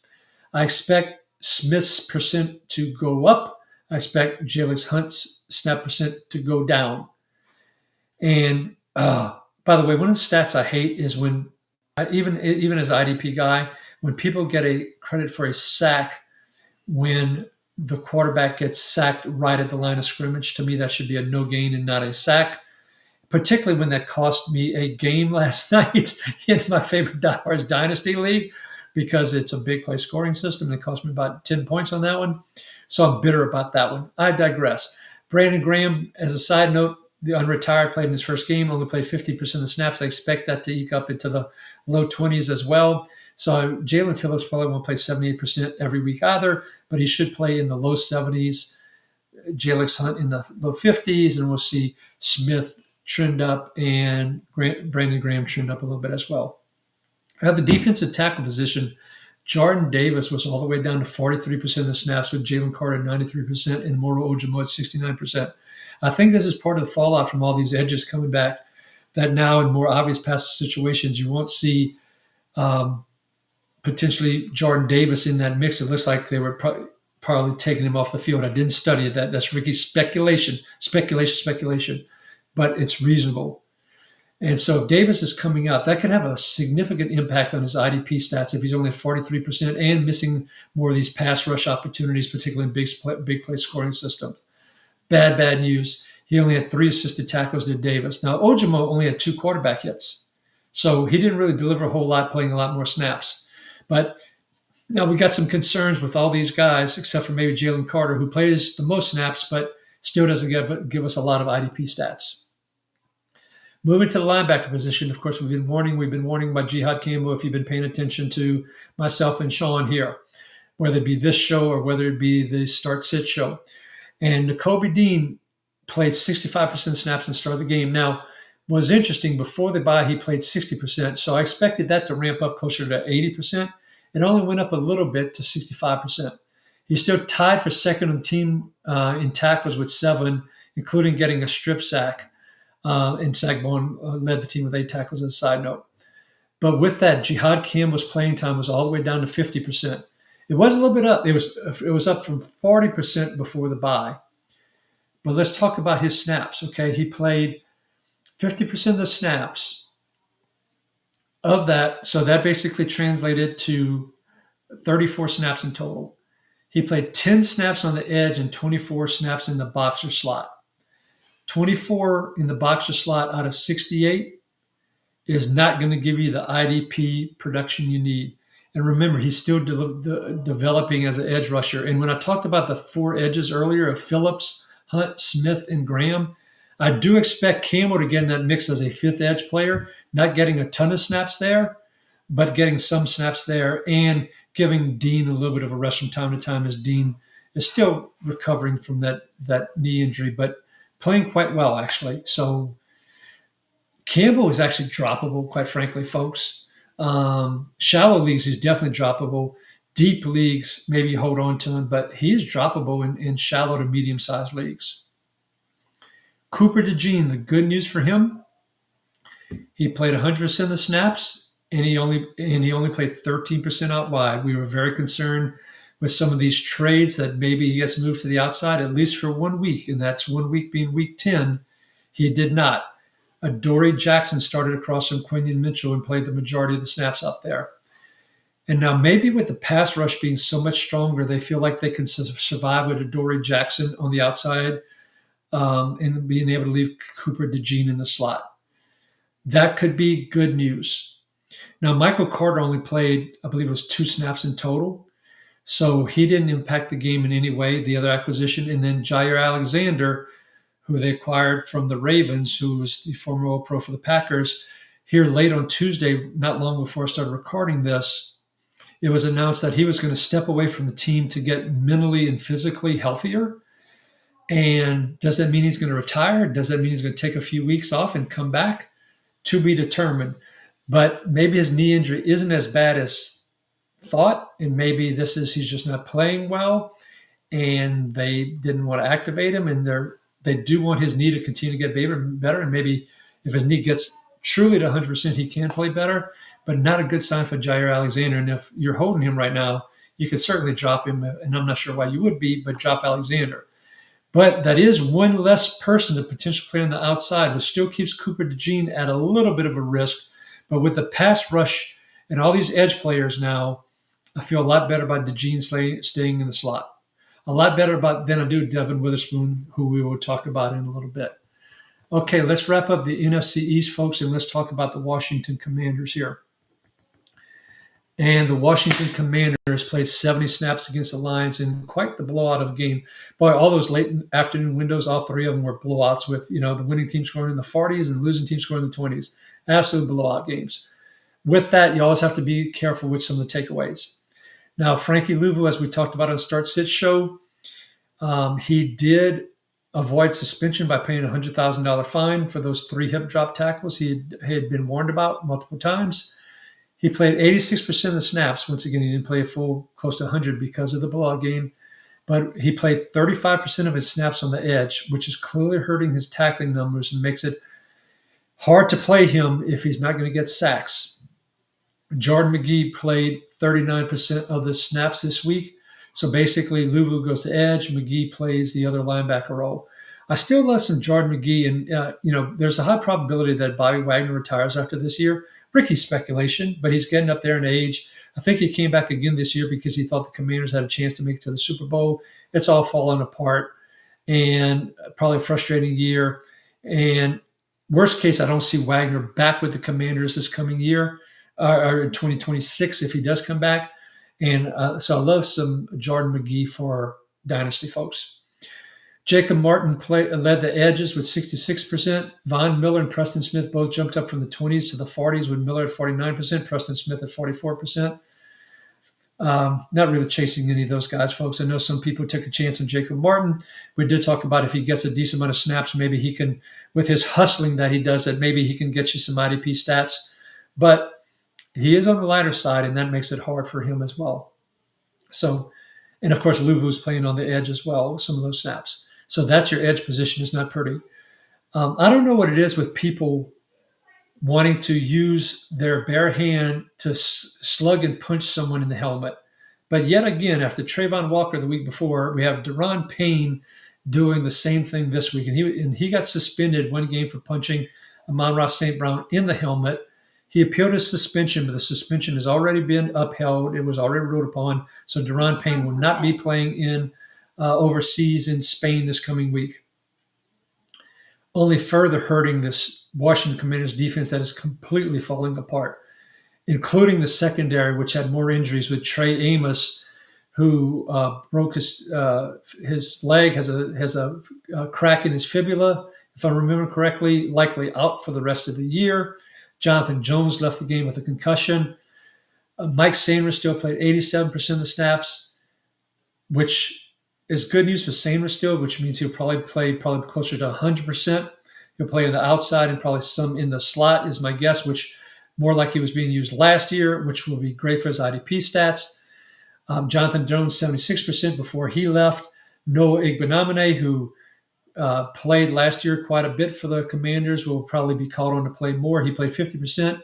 Antonio Hamilton played 16%. Amos was at 41%. So looks like the corners, assuming Jones can't come back from concussion, will be Sainristil, Igbenamine, and Antonio Hamilton this coming week. At safety, Quan Martin played 100% of the snaps. He tied for the team lead in tackles with 9 with Bobby Wagner.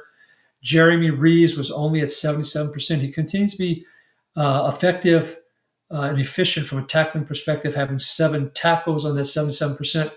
But remember, the 3 games before the 77%, his snap counts were from most recent to farthest out have been 88, 54, and 87. He's not playing 95, 100% of the snaps. Have to keep that in mind. Darnell Savage played 26% of the snaps. Getting ahead of things, the Commanders are on bye in Week 12. Okay, now we're going to move on to the Chicago Bears, folks, who played 73 snaps versus the New York Giants. TJ Edwards was out with a hand surgery that he had, which means he'll wear a club when he does come back, which makes it harder to tackle, and a hamstring injury. Now, supposedly it was the hamstring injury that kept him out and not the hand. So we'll have to keep an eye on that. And with that, Noah Sewell stepped in and played 100% of the snaps and wore the green dot again. Now, he only had 6 tackles, which was a little bit disappointing. We were hoping for more because Sewell was fairly productive when he was out there when Edwards was out previously. Tremaine Edmonds only played 93% of the snaps. He was second in tackles with 7. He got a couple of pass defenses and the quarterback hit. By the way, Tremaine Edwards is Edward. Let me try that again. Take 2. Tremaine Edmonds is actually tied for the league lead in interceptions. And you know who he's tied with? Devin Lloyd and Kevin Byard. So 2 linebackers right now are tied for the league lead in interceptions. We've warned about this with Devin Lloyd quite a bit, but just as a reminder about Tremaine Edmonds, some of these big play interceptions are hard to repeat, and getting 4 within the 9 games he had gotten them in is hard to duplicate. So hopefully Edmonds continues on the tackle front because those big plays are going to be hard to maintain. Of course, with Deo Odiengbo going on IR, Austin Booker actually led the edges in snaps in his second game back from IR himself. He played 84% of the snaps and had 4 tackles and 3 quarterback hits. So very, very good game for Booker. Montez Sweat, who we teased and made fun of quite a bit earlier in the year, the light has come back on over the last several weeks. He played 71% of the snaps, 3 tackles, and in the sack and a half this week. That's 4 games in a row without a sack. Playing time up, production up. And the Bears being in the playoff hunt, I think, is making a difference for motivation as well. So giddy up on Montez Sweat. In case you're wondering, Joe Troy and Shaenko, who they acquired from the Browns in the trade deadline, played a whopping 22% of the snaps with 1 assisted tackle. Your safeties, Byard and Brisker, played 100% of the snaps. The big news, you may recall that I was high on Kyler Gordon, and I called out Kyler Gordon as a potential for the top cornerback for this year because of how I thought he was going to be used in the Dennis Allen system that Dennis Allen brought over for the Saints, and that was so good for Lante Taylor or Ugo Amadi when they played in the slot. Well, Kyler Gordon on IR, Dennis Allen and the Bears go and sign Chauncey Gardner-Johnson Jr., who played in that role before the Saints got rid of him when he was with the Saints for Dennis Allen. So what does Gardner-Johnson do in that role that I loved and I thought that would push Kyler Gordon to being a top cornerback this year? Gardner-Johnson did what I expected Gardner to be doing all year, but he's always freaking hurt. And Gardner-Johnson had, in case you didn't see, 9 tackles, 7 of which were solo, and 2 quarterback sacks. Now, it was the Giants, but his snap count also went all the way up from 59% to 99%. So particularly as long as Kyler Gordon's on IR, giddy up on Gardner-Johnson. If he continues to play like that, Kyler Gordon has lost his job. That's too bad. And also for perspective, Nick McLeod, who was the backup to Kyler Gordon when Gordon was injured and missing all those games prior to Gardner-Johnson being signed, Nick McLeod did not play a single snap for the Bears on defense. So that says Gardner-Johnson, and it was in the playing time. Gardner-Johnson played almost everything close to the line of scrimmage. So there you have it with the Bears. Great news for Gardner-Johnson. Some Booker good news, some Montez Sweat good news. So a lot of good news across the Bears there. Let's go ahead and move on to the Detroit Lions, folks. And the Detroit Lions only had to play 54 snaps against the Commanders because it was a blowout game, and the Commanders are really hurting right now. It impacted a lot of IDP stats, as you would expect. A couple of things to note. One, Aiden Hutchinson did play still 93% of the snaps, even in this blowout, but he did not have a sack. That's his 3rd game this year without a sack. Very different from Danielle Hunter, who has only had 3 games with a sack. Tyler Lacey shot up to 67% of the opposite of Hutchinson, while Al-Qadim Muhammad was down to 39%. We're not chasing either one of those, but for those of you that maybe were relying in sack-heavy scoring leads on Al-Qadim Muhammad, he was down to 39%. Ooh, that's rough. At defensive tackle, though, Lee McNeil played 87% of snaps. Now, remember, they only played 54 snaps in total, so that allows the snap percentages to be a little bit higher when that happens. So I don't expect Lee McNeil to be that high, but if he's in the 70+%, he has a chance to generate IDP defensive tackle number 2 type stats. So not a number one DT, but a number two if that kind of playing time continues. At linebacker, Jack Campbell, Alex Anzalone, and Derek Barnes all played 100% of the 54 snaps. At safety, Kirby Joseph with that knee injury was out again. Thomas Harper started in his place for the second week in a row. You could look up his stats, in the game logs, folks, for Thomas Harper. I'm still not chasing Thomas Harper, even if Kirby Joseph isn't back, as a side note. But if you're desperate, something to consider. Brian Branch, he stopped playing in the fourth quarter with he was a little bit banged up. Didn't seem to be serious. Seemed like he could have gone back in, but finally got a little bit more than Brian Branch we're expecting this year with 7 tackles in the second half. It was against the Washington Commanders. Let's keep that in mind. Terry Arnold left with yet another injury, a concussion. We'll see how that plays out for the cornerbacks. Roy Lopez did have some nice stats, but folks, don't chase Roy Lopez. Okay, we're going to talk about LaCale London in a little bit. Keep Roy Lopez in mind when we get to that. Okay, let's move on to the Packers. The Packers played 63 snaps versus the Eagles in that, once again, defensive slugfest, as I talked about. For the second week in a row, both Micah Parsons and Rashawn Gary played a decent amount of snaps, but combined for 0 sacks, nada, zilch, zippo. Now, to Micah Parsons' credit, I saw him chasing Jalen Hurts multiple times, but he just didn't have the right angle. Hurts is not slow by any stretch of the imagination. Hurts was able to avoid him, get away from him, get to the sidelines, etc. So you're still not benching Micah Parsons. Okay, he's one of those, like I was talking about a little bit earlier. There's certain edges you never bench. Micah Parsons is one. There's some it's okay to bench. Micah Parsons is not one of those. Moving linebacker position, both Walker and Cooper, Quay and Edgerrin, play basically 100% of the snaps, 6 tackles each. Just there's going to be some games where some of our box safeties just don't get the stats, and this was one of them. We talked about the fact that Nate Hobbs was in a previous show that Nate Hobbs was injured and not going to be active and was going to miss a few games. Carrington Valentine ended up playing 100% of snaps on the outside. Javon Bullard played 60% of the snaps. Evan Williams only played 86% of the snaps. I would have thought with Hobbs being out, Evan Williams would be closer to 100, but that's not what happened. They still gave Bullard some of the free safety snaps in place of Evan Williams, in addition to Bullard getting the majority of the slot snaps.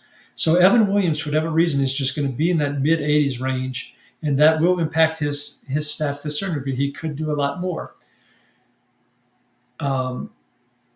And so looking at my notes real quick, Xavier McKinney played 65% of the snaps deep, which was much, much more deep than he had been playing. So, but he did tie for the team lead in tackles with Evan Williams, they both had 7 tackles. So not great for either one of them. And we warned earlier in the year that Xavier McKinney, a lot of his points from previous years has come from interception and big plays, which is hard to duplicate. And when I was talking about interception leaders, you notice I didn't mention Xavier McKinney's name, and that's obviously impacting his scoring this year in IDP. Although, once again, he did have a decent game with 7 tackles this week, along with Evan Williams, as I said. Okay, let's move to the Minnesota Vikings. And the Minnesota Vikings had 70 snaps versus the Ravens. And sorry when I'm doing these pauses when I'm doing that, but I'm recording the timestamp so I can do that for everyone. So please accept my apologies, but I'm trying to do that for the good of everyone. I hope you don't mind. Okay, the Vikings had 70 snaps versus the Ravens. Jonathan Grenard only played 51% of the snaps and left with an injury. He is expected to miss this coming week. It was a shoulder. It wasn't as severe as they were worried about, but they do expect him to miss a week. With that, Dallas Turner should replace him. Dallas Turner can be a potential volume-based play. You're not probably going to get big plays. He might luck into a sack, but he might get you 2.5, 3 tackles. That's what you're realistically probably looking at for Dallas Turner is my guess. Okay. Van Ginkel, second week back, they did ramp him back up from 61% to 80% of the snaps. And he had a nice Van Ginkel line with 4 tackles, 2 pass defenses, and a quarterback hit. But nice if you got a sack, but that's a nice Van Ginkel line that we expect him to kind of start giving us on a regular basis as the season moves forward. And defensive tackle, Javon Hargrave saw his biggest snap share this year at 79%. So that's 2 weeks in a row of him being high. I think we can trust that for his playing time as we move forward. And that makes him playable in defensive tackle required leagues. Jonathan Allen was at 90%. Jalen Redmond, who I do want to talk about, was at 83%. Another game with a significant amount of snaps for Jalen Redmond. And he also rewarded with 8 tackles as well. Jalen Redmond is someone in defensive tackle required leagues, is someone that you should have your eye on, particularly Levi Drake Rodriguez for the second week in a row being down in a low snap percentage, this week being only 34%. At linebacker, Cashman was 100%, led the team with 11 tackles. Eric Wilson, 99%, so that second linebacker role, as Eric Wilson has stepped up, which in the past would have been about a 75 to 80%, maybe in some games as low as 60% snap count. Eric Wilson, basically, let's just call it a full-time role, and he did come through with 6 tackles. All you Ivan Pace fans up there, he only played 19%. Sorry about that, but it's time to let Ivan Pace go, folks. I'm not even convinced if Eric Wilson got hurt that you would see Pace playing much more than 30 to 40% of the snaps. Theo Jackson was out with a concussion. He should be back this coming week. Does that impact some of Eric Wilson's snap count? Possibly about 10 to 15%, but not a whole lot, as Theo Jackson was playing primarily deep. Harrison Smith only played 46% of his snaps deep, even with Theo Jackson being out, and had 7 tackles this week. Josh Metellus only played 31% deep, but yet he only had 3 tackles and 1 quarterback yet. This, too, has been a theme from Metellus. Talked about it with Hamilton. We talked about Derwin James. A lot of games close to line of scrimmage, but we're just not getting those IDP stats from these guys that we were in the past when they had a lot of close to line of scrimmage utilization. I'm going to have to see if I can watch more and figure out what is going on there or do some more reading about why it's impacting their stats. Okay, so that's the Vikings story. Let's move on to the Atlanta Falcons here, folks. The Atlanta Falcons, in an overtime game against the Colts, they ended up playing 77 snaps, so that's about what we would expect for an overtime game. And if you didn't pay attention, hopefully you have been paying attention, but if you missed it, J.D. Bertrand in a rotation with Ronnie Harrison. Bertrand only played 36% of the snaps. Ronnie Harrison, the former Alabama safety who got moved to linebacker, played 46% of the snaps. Josh Woods, by the way, as a side note, played 17% of the snaps at linebacker, but he left with an injury. And so I didn't get to study when exactly he was in the game, so I don't know for sure if he was even taking away snaps from Bertrand, and then Bertrand got more after Woods left the game, or was Woods in as a third linebacker. I'm not sure, but they haven't been using that many 3 linebacker packages, so my guess is that Woods may have been taking some of those snaps away from Bertrand, unless they decided to go with 3 linebackers to try and stop Jonathan Taylor in the run game more. But Taylor still decimated that anyway, as you all saw, or heard at least. By the way, Ronnie Harrison tied for third in the team with tackles with 7 and did pull off a sack. I would not expect that on a regular basis. We're not relying on Ronnie Harrison except in the deepest of leagues. On the edge, Leonard Floyd did not play with an injury. Jalen Walker played 65% of the snaps. Once again, the second week in a row, the most of the defensive end/edges for the Falcons. He delivered 6 tackles and a sack. The week before, you may recall, he had 5 tackles and 2 sacks. So the rookie is really stepping up. And remember, he's kind of learning the edge position because he played more off-ball linebacker and a little bit of edge in Georgia. And so very impressive what he's doing. And he's outplaying James Pearson, to be honest with you. I thought it would be the other way around in year 1, that Pierce would be doing more than Walker. But Walker has clearly now leapfrogged Pierce in terms of how well he is playing. Arnold Ebiketie played 49% of the snaps. James Pierce did bounce back up to 59% of the snaps after being at 49% week over week. I do expect that to come down somewhat if Leonard Floyd does play, that being Pierce's snap count coming back down a little bit if Floyd does return. And Ebiketie's coming down a little bit because I don't think they're going to take down Walker's very much with how well he is playing. Okay, last week, and I alluded to this earlier, I said we're not going to chase Brandon Dorlus and we're not going to chase LaCale London. They both had 2 sacks. I said, don't do it, don't do it, don't do it. LaCale London wasn't even active. Okay, so to put in perspective, Brandon Dorlus was active And he did get a sack to his credit, but he only played 36% of the snaps. Now, that was fourth among the interior defensive linemen for the Falcons. Rui Horhorhor, or Rookie or Horhor, sound like a wounded animal. He played 81% of the snaps, so he was first among the interior defensive linemen, though he had zilch, nada, zippo, zero stats. But Horhor was first. David Onyemata was second with 70% of the snaps, although he did have 7 tackles and sack. And Zach Harrison was third. He had 61% of the snaps. He had 5 tackles and sack. And then there was Brandon Dorless, fourth in snap count. So once again, if you say, Ricky told us not to chase it, but Dorless had another sack and all. But look at the snap count, folks. Got lucky. Don't expect that trend to continue. As a side note, Zach Harrison continues to play fairly well.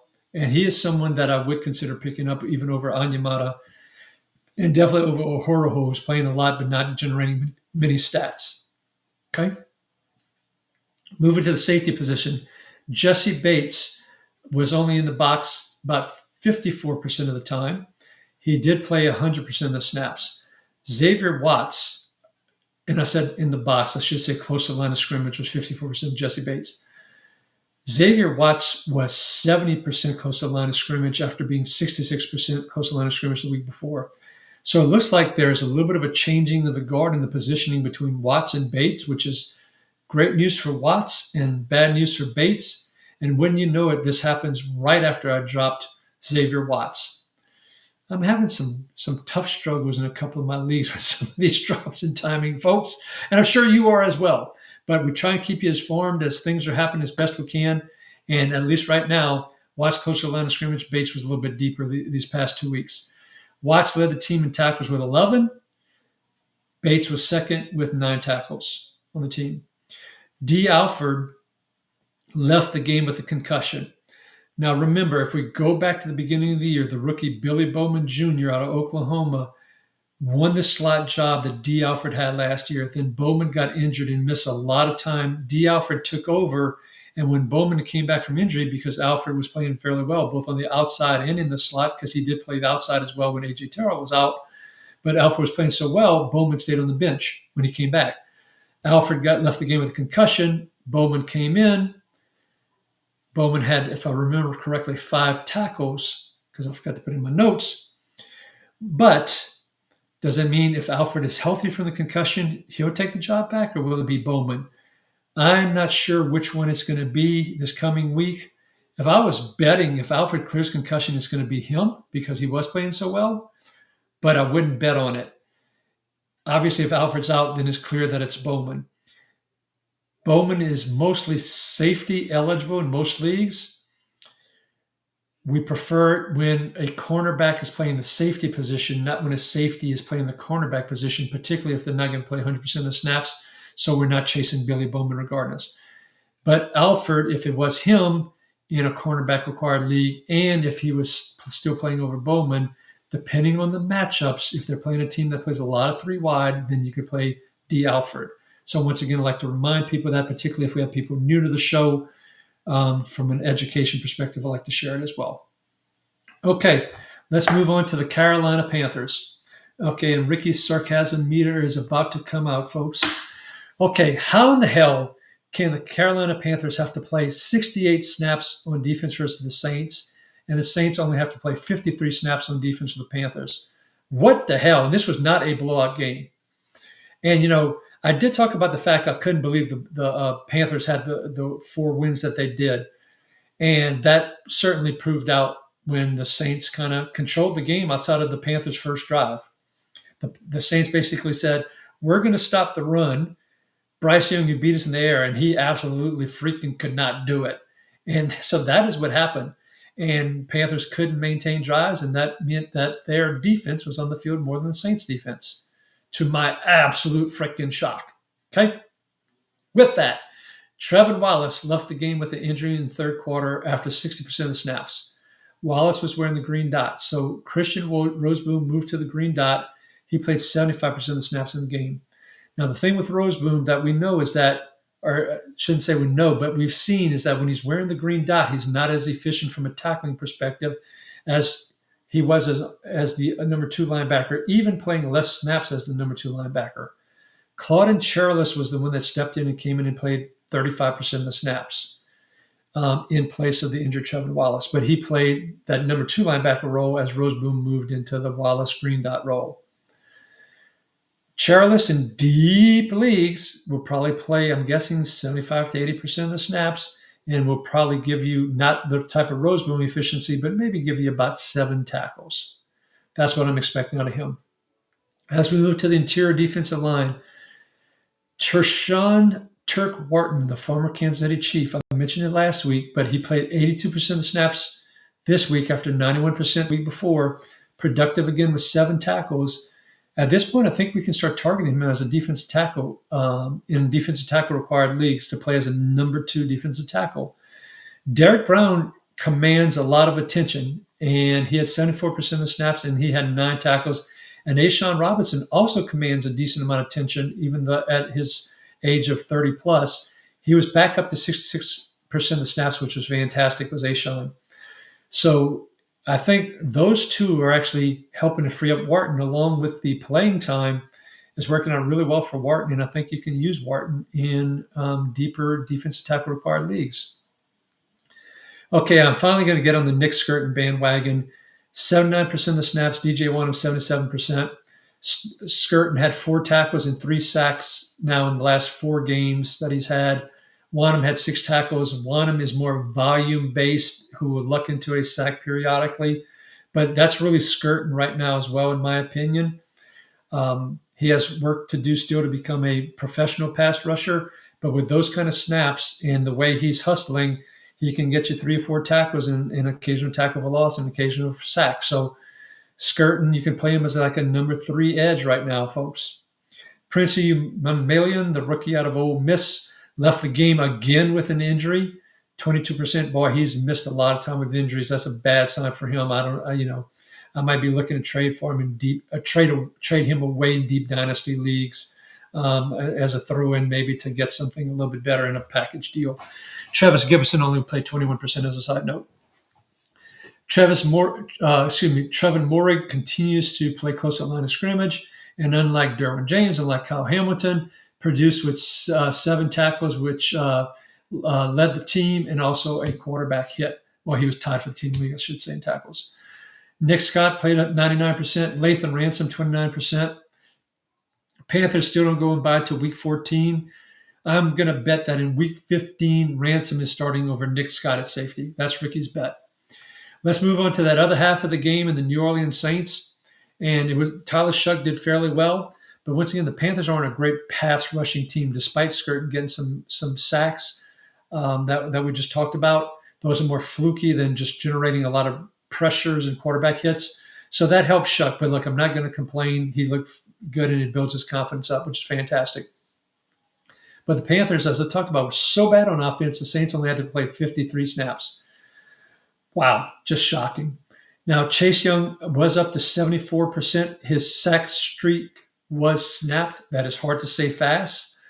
Sack streak was snapped, but he did have 3 tackles. Chris Rumpf was his counterpart, playing 26% of the snaps. Now, once again, on 53 snaps, it is hard to generate some of the stats, and so that certainly contributed. Carl Grandison was up to 68% of the snaps. But per PFF, he had 0% pressure rate, 0% win rate. I mean, it was just terrible. So if you haven't dropped him yet, and I have dropped him, by the way, in one league, I practice what I preach oftentimes. So I have dropped him. Cam Jordan played the other 32% when Grandison was on the bench. As a side note, Cam Jordan did get a sack, his 125th of his career. I think Cam Jordan should be in the Hall of Fame when he does retire. Maybe not first ballot, but I do think he deserves to be in the Hall of Fame. But probably his last year as well. And we're not picking up Cam Jordan either as a side note. Demario Davis, 100% of the snaps. He led the team with 7 tackles. Let's talk about Pete Werner. He was up to 57% after playing 48 and 41% the past couple of weeks. He is getting good production on limited snaps. And this week, 6 tackles, a tackle for loss, and had a big fumble recovery, which was critical in the victory. He is playing mostly first and second downs when it's running situation. So that's allowing him to be more efficient from a tackling perspective, despite the low snap count. But that is really, really hard to trust. And 57%, once again, is the high water mark compared to the previous couple of weeks. He's playing very little on third downs as Pete Werner. Danny Stutzman picked up 11% of the snaps at the number 2 linebacker. Isaiah Stolberg picked up 21% of snaps. Isaiah Stolberg played 85% of his 21% on third down. So Walt Werner played a little bit, and Stolberg played a little bit on third down. Stutzman got most of his snaps on first and second down, alternating a little bit with Werner. You can see where this is going to go, and with Demario Davis's age, talked about this previously, Cam Jordan, both of them at risk of retiring here in the offseason, and this could be Stutzman and Stolberg's, linebacker positions potentially next year. They may draft another linebacker to go along with Stutzman, but it could be Stutzman and Stolberg as they kind of rebuild this team. At safety, Giannis Senka returned to playing 69% of his snaps deep as a suspected. The week before, remember, I was concerned because he had only played 53% deep, but I think it was because of that blowout against the Rams, and they're running the ball a lot, so he creeped up to the line of scrimmage. And that's exactly what happened. He returned to being nearly 70% deep. That's how he's been playing, and that contributed to his low tackle count. Justin Reed, similarly, he was on 34% deep last week. He was back to 49% deep this week. He only had 5 tackles, but this was a blowout game. Justin Reed has continued to play well the last several games, just they weren't on the field very much, and that actually hurt his stats. Alontae Taylor only played 21% of his snaps wide. He played 100% of the snaps in total. He did blitz 9% of the time, which is a nice number. Not quite the 12% I talked about with Delpit. 9% of those are a really good number for blitz rate coming out of the slot. He had 5 tackles, a tackle for loss, and a pass defense out of that role. The Saints are the only other team besides the Colts on bye in Week 11. So if you've been playing Chris Olave, if you've been playing Demario Davis, you will need someone else to do that in your lineups this coming week. Let us now move on to the Tampa Bay Buccaneers. And the Tampa Bay Bucs played 61 snaps versus the New England Patriots. On the edge, Hassan Reddick was out with an injury again. So Anthony Nelson came back into that role again after having that phenomenal game against the Saints, you may recall. He played 92% of the snaps, but his stats weren't nearly what he put up against the Saints. Yaya Diaby played 80% of the snaps. Vita Vea played 79% of the snaps. Now, I have to admit, I expected both Diaby and Vita Vea to get a sack this week. It was a great matchup against the Patriots, who have really struggled against the pass rush. Drake May's been holding the ball quite a while. And unfortunately, and I was watching, and neither one of them got one, but they came so close multiple times to both Diaby and Vita Vea. So it's disappointing that it didn't translate to a sack. My prediction was wrong with that one. Very disappointing. Hurt me in a couple of leagues too. If you followed my lead, I'm sorry. But you weren't the only one that's hurt. Now, I do want to call out that Elijah Roberts, the rookie, finished second to Vita Vea in interior defensive line snaps with 67%. And Roberts did get the 1 sack out of that defensive line for Tampa Bay. Elijah Roberts, someone to watch, particularly in dynasty leagues. I liked him. I thought he should have been drafted a little bit higher, but here he is right now. People ask, did Servasia Dennis get hurt? The answer is no, he didn't get hurt. He played 100% of the snaps, as did Levante David. David had 9 tackles. He led the team. Dennis only had 1 tackle, 1 pass defense. Constantly saw him around the ball. This was just one of those fluke games, folks, and it happens from time to time. Not quite. Edgerrin Cooper and Quay Walker talked about them earlier. Of course, they had at least 6 sacks. But every once in a while, you're going to have some of these games where, some of these guys disappoint. Remember Deion Henley in that playoff game last year, like what the heck happened? That was just one of these fluke weeks for Servasia Dennis. I continue to want to play him, continue to like him for dynasty, particularly with Levante David's age. There's no way I expect him to pick up 2 starting linebackers to replace both David and Dennis. I just expect Dennis to be one of the starters for the rest of this year and into next year. Even if Levante David retires, it's even better for Servasia. At the safety position, Tyke Smith had a great game, only played 37% of his snaps deep, but he only played 84% of the snaps. And that's worrisome. I did not see any injury reports. I did not notice him coming off the field. I wonder if there's something, but we'll watch the injury reports that start coming out on Wednesday to see if anything shows up. He did finish second on the team with 8 tackles, a pass defense, and a quarterback hit on only 84% of the snaps. So still really, really good production for Tyke Smith, but unfortunately, we got to watch to see if there's some sort of injury. And Antoine Winfield, he was in that ugly 60% number. We don't like to see 60s on our safety snap count for deep snaps, and he was at 61% deep. He did play 100% of the snaps, did Winfield Jr. At the cornerback position, because the Patriots use a lot of 2 tight ends and sometimes 3 tight ends, they use him as a fullback / tight end. That's Jake Westover to go along with Hunter Henry and Austin Hooper. And so Jacob Parrish only played 48% of the snaps. So if you're wondering what happened, that's what happened to him. Jamel Dean and Benjamin Morrison continue to be in a rotation on one side across from Zion McCullum at the outside cornerback position. Though Dean did play a lot more, playing 79% of the snaps this week, as opposed to a little bit less and Morrison playing a little bit more. Dean has been playing very well, and he is playing for a contract as they renegotiate his contract so he could be a free agent at the end of this year. So very interesting to see if Dean doesn't bump up closer towards 85, 90, 95%, and Morrison gets 10, 15, 20% here as the rest of the season continues. That is the Buccaneers story, folks. Let us move on to the NFC West and start with the Arizona Cardinals, who, when they struggled against the Saints early this year with, in that first game, and they barely beat the Saints, but they got off to that decent start and everybody was kind of singing the praises. Like, that team did not look very good. And the fact that they barely beat the Saints and now we're seeing that this Cardinals team is not very good, and they got their arses handed to them by the Seattle Seahawks in this blowout game. At the linebacker position, Mack Wilson did not play with a rib injury. Cody Simon wore the green dot out of Ohio State. He played 100% of the snaps. He had only 6 tackles to tie for the team lead, and he had 1 pass defense. So not exactly very efficient, but he did get 100% of the snaps. Akeem Davis-Gaither played 81% of the snaps, and he finished with 6 tackles as well. Moving to the defensive line, Walter Nolan was a disruptive force in his first game the week before, finally coming off an injured reserve. Didn't really do a whole lot. In fact, one of the announcers said, "Hey, that's the first time we've called Walter Nolan." This was in the second half, and shortly thereafterwards, he left the game with an injury and did not return.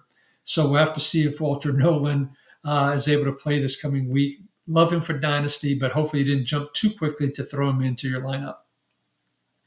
Darius Robinson, the first-round pick from the year before, also defensive lineman, he also left the game hurt. That should create a little bit more snaps for Calais Campbell, hopefully, and hopefully that makes Calais Campbell even more viable to play in defensive tackle required leagues. Dalvin Tomlinson led with 58% of the snaps, but he's more of a true nose guard type, run stuffer type. We're not chasing Dalvin Tomlinson. Buda Baker and Jalen Thompson only played 90% of the snaps because of the blowout.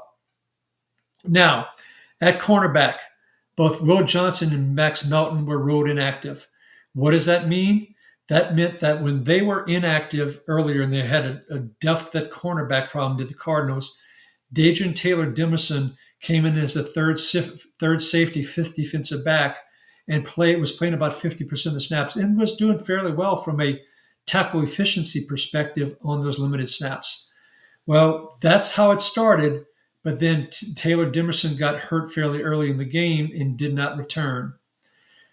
And because of all these injuries, that caused Garrett Williams, to play 68% of his snaps out wide, as opposed to playing a lot more in the slot. Williams still tied for the team lead in tackles with both Simon and Davis-Gaither with 6. But I do like me some Garrett Williams as a side note. If those cornerbacks are healthy, and once again, Garrett Williams is someone like a Dax Hill who starts on the outside and moves into the slot in 3 wide, so he's on the field for 100% of the snaps. I do like some Garrett Williams. He's willing to get in there and tackle. So That is your Cardinals story, folks, from that blowout game. Speaking of blowout games, let's move on to the Los Angeles Rams here. And the Los Angeles Rams had 63 snaps on defense. Jared Verse and Byron Young, 79%, 78% of the snaps respectively. And unfortunately, for the second week in a row, they did not get a sack. But at least Byron Young came out with 4 tackles while Verse only had 1. We're still playing Young and Verse on a weekly basis. We're not benching either one. Do not lose the faith. Do not lose the hope. That's the scoop on those two. Moving to the linebacker position, Nate Landman played his usual full-time role. Omar Spates only played 62% of the snaps. The previous week, 61%, 58%, 44%. So yes, Omar Spates did have 11 tackles against the 49ers in this blowout game. But do not chase those 11 tackles for Omar Spates on that limited playing time, folks. Quinn Lake and Cam Curl both played 100% of the snaps. I call that out in particular because for the second week in a row, Roger McCreary, who they acquired in the trade, did not play any snaps on defense. So it looks like McCreary right now is primarily there for depth and there's no signs that McCreary is putting into jeopardy the playing time of a Lake or a Curl or the other Rams cornerbacks. Lake tied for the team lead in tackles with 11.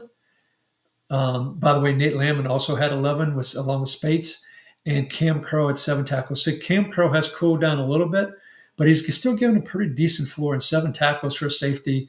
One who plays a decent amount of snaps deep is pretty darn good. So Cam Crow, we're still going to play him not as a number 1 safety, but maybe more as a number 2 safety. Moving to the San Francisco 49ers now, folks. And the 49ers played a nice 69 snaps versus the Rams in this blowout game. This was finally a week where there wasn't a significant defensive injury for the 49ers. Now, I was worried when in the first quarter, Tatum Bethune left the game with an injury. He was replaced by Curtis Robinson. I was a bit in a panic, I must admit, but luckily he returned quickly and played 96% of the snaps. Whew. So Tatum Bethune in the games he started and played 10, 10, 14, 16, and 10 tackles. Not bad. Now, this past week, only 2 were solo, but 2 solo, 8 assisted. I'll take that. D. Warner's played 91% of the snaps and had a nice bounce back game with 8 tackles and 2 quarterback hits, so great for him. On the edge, Sam O led the team with 68% of the snaps on the edge. Bryce Huff was eased back in at only 49%. Keon White was at 48%. Cleveland Farrell, 35%. Robert Beal, 15%. Are there any of these 49ers edge players that we're playing? Come on, this is an easy one. You should be able to answer this. The answer is no, except for maybe Bryce Huff in very deep leagues that is big play scoring for sacks in particular. Otherwise, we're not playing any of these guys. Now, does Keon White start emerging at some point? It's a possibility. So I'm still watching Keon White, but we're not playing any of these guys at this point in time, folks. Moving to the secondary, Jair Brown only played 31% of the snaps deep after the previous week. He was at 56% deep. Malik Mustafa played 50% deep when he had only played 42% the week before. Both of them played 100% of the snaps for the second week in a row. So it's a little bit of a rotation who's playing deep week over week. But with that kind of usage for Jair Brown, and particularly later in the game as the Rams were running the ball a lot more. This was similar to the Saints safeties the week before when late in the game, Rams were running the ball a lot more, running out the clock, etc. The safeties started coming up close to the line of scrimmage and got more tackles. I think that contributed to Jair Brown getting the 10 tackles, his season high, because prior to this game, he wasn't really delivering much on tackles. Malik Mustafa had 8 tackles as well. So I don't expect either Mustafa or Brown to play nearly as much as close to the line of scrimmage. And still, actually, if I had to pick between the two, I would want Mustafa over Jair Brown. Okay. Marquise Siegel was inactive for the second week in a row, and he was not injured. Upton Stout was a slot cornerback. Of course, what have we seen for the Rams? Think about all the 3 tight ends that they've been using in so many snaps with Tyler Higbee, Kobe Parkinson, the rookie Terrence Ferguson, Davis Allen. With all those guys mixing in and playing a lot of three tight end, that means you're not going to see a lot of slot cornerback. Upton Stout only played 42% of the snaps. He did okay considering he only played 42% of the snaps. But folks, when you're choosing your cornerbacks, particularly slot cornerbacks, I've stressed it. We've tried to make it an education point. Make sure it's a team that plays a lot of 11 personnel, meaning one running back and one tight end, and thus 3 wide receivers on the field. Okay? 49ers on bye in week 14. So you C-Mac owners on offense, you Tatum Bethune owners and D Winter owners for defense. Week 14, a critical week. They will be on bye. Okay. Let us move on to the Seattle Seahawks. They played 76 snaps versus the Cardinals. Blowout game, similar to the Jets situation where they had 2 special teams touchdowns. The Seahawks had 2 defensive touchdowns, which means their defenses end up playing more snaps. And with that, let's talk about what happened with the Seahawks. First, Ernest Jones was out with an injury. Drake Thomas, Ernest Jones was doubtful. We told y'all he wasn't going to play, and he ended up not playing. Drake Thomas got the green dot, played 96% of the snaps, had 6 tackles and 2 tackles for loss. Not bad, but not great considering 76 snaps. And that the team played, and he played 96% of those. Tyrese Knight had the best game of his career. Okay, first, on the one hand, he only played 70% of the snaps. But this was against the Cardinals. So he had 8 tackles. Jacoby Brissett for the Cardinals is a statue in the pocket for the most part. He did scramble out a little bit, but early in the game, he was just a statue there. And Tyrese Knight took advantage and got those 2 tackles, 2 forced fumbles. He also had 3 tackles for loss. Now, DeMarcus Lawrence in all the highlights and all gets all the glory because he's the one that scooped up both of those and ran them both in for touchdowns. But Tyrese Knight was the one that caused both of those.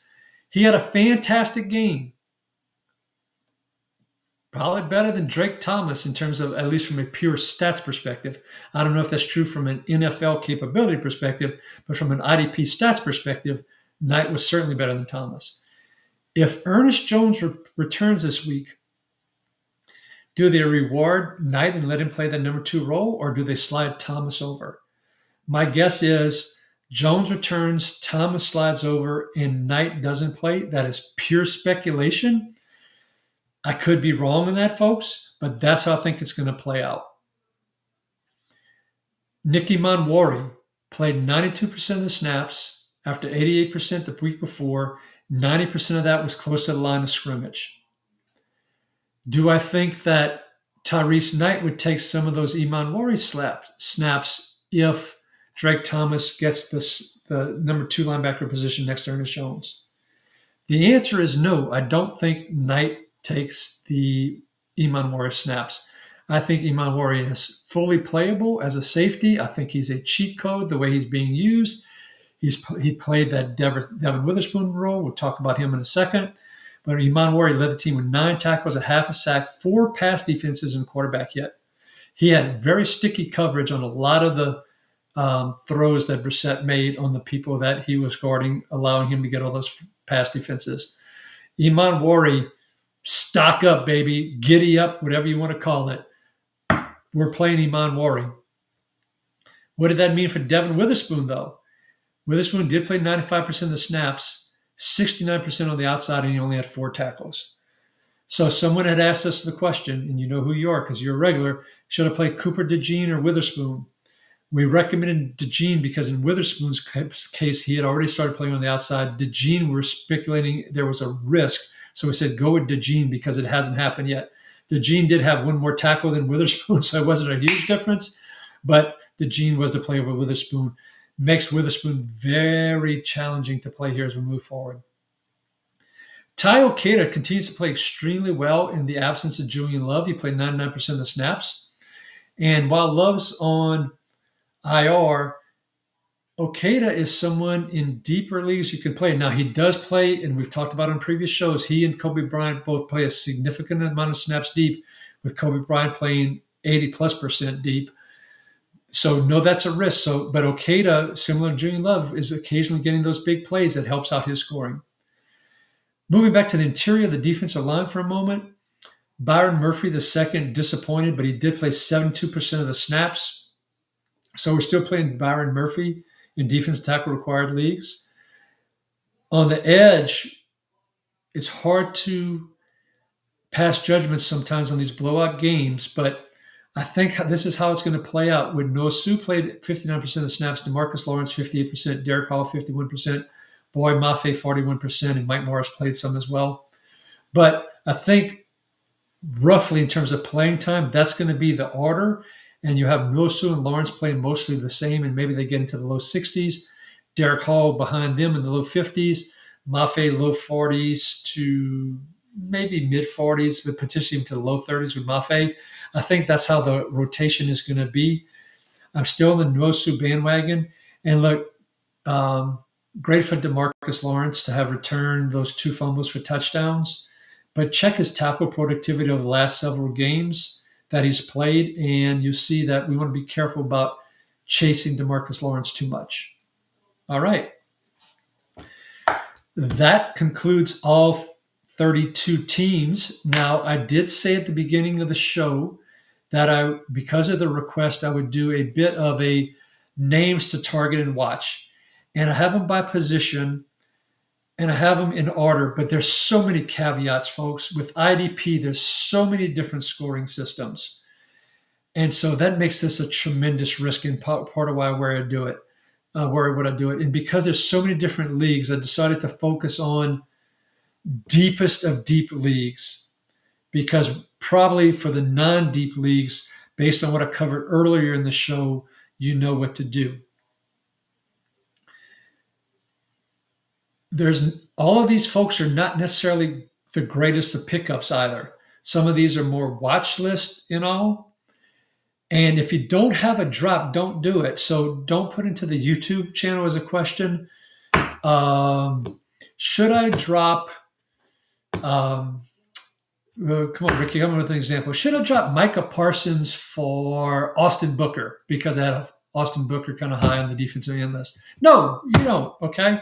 If you don't have a drop and you don't do those kind of drops, okay, those are the obvious ones. Hopefully you don't have to ask those kind of questions, okay? So there's all kind of caveats.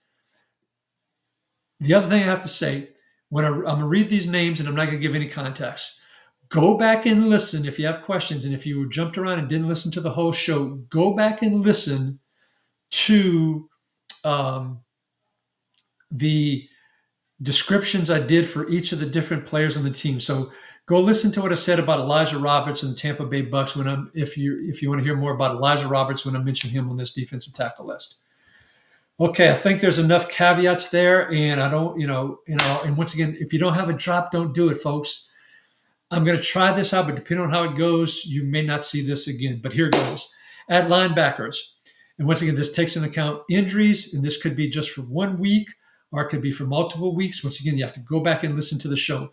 But at linebacker, names that might be out there: Noah Sewell, Demetrius Flanagan-Fowles, Tyrese Knight, Justin Sterner, Cody Simon, Claude Charles, Kiko Mawagoa, EJ Speed, Ronnie Harrison, Jack Gibbons, Jordan McGee, Malik Harrison. All right. Defensive tackles: Jalen Redmond, Zach Harrison, Keanu Ben, Tershawn Wharton, Ali McNeil, Mason Graham, Elijah Roberts, Adetomowa Adebawore for the Colts. On the edge, Jalen Walker, Will McDonald IV, Nick Skird, Austin Booker, Dallas Turner, Charles Snowden. At defensive back, Chauncey Gardner-Johnson Jr., Malachi Moore, Dante Trader, Craig Woodson, Tony Adams, Jordan Poyer, Jerrion Jones, Miles Bryant. There you go. Y'all can give me your feedback on if you liked it, you hated it, whatever. I'm okay with it. But if there's too much noise, I probably won't do it again. And right now, I just hated doing that, to be honest with you. So I may not do it again regardless. Give me your feedback on the YouTube channel or during the Start Sit show on the live stream. Okay. All righty. Let's go to wrap-up time, folks. As a reminder, Start Sit show, 11 a.m. Eastern, 10 a.m. Central, every Sunday morning on this YouTube channel, the IDP Plus YouTube channel. Come and check it out and join me and at Shawn8386. If you like this show, please give it a thumbs up, folks, and subscribe to the channel. If in addition to comments on what I just did there at the end, comments, other suggestions, questions that you may have, go ahead and put them on the YouTube channel, and Shawn and I will be periodically checking those and responding to them. Give me a follow on RickyRod66. Give Shawn a follow at Shawn8386. With that, join me on Sunday morning. We'll be back here next Tuesday night, which we'll release on Wednesday morning, to discuss Week 11 and beyond. So on behalf of Shawn Teague, who really is sad that he couldn't be here, but he sends his best, this is Ricky Roderick wishing you, your family, your friends great health and happiness. Be kind to one another. And I'm out of here, and we will catch you next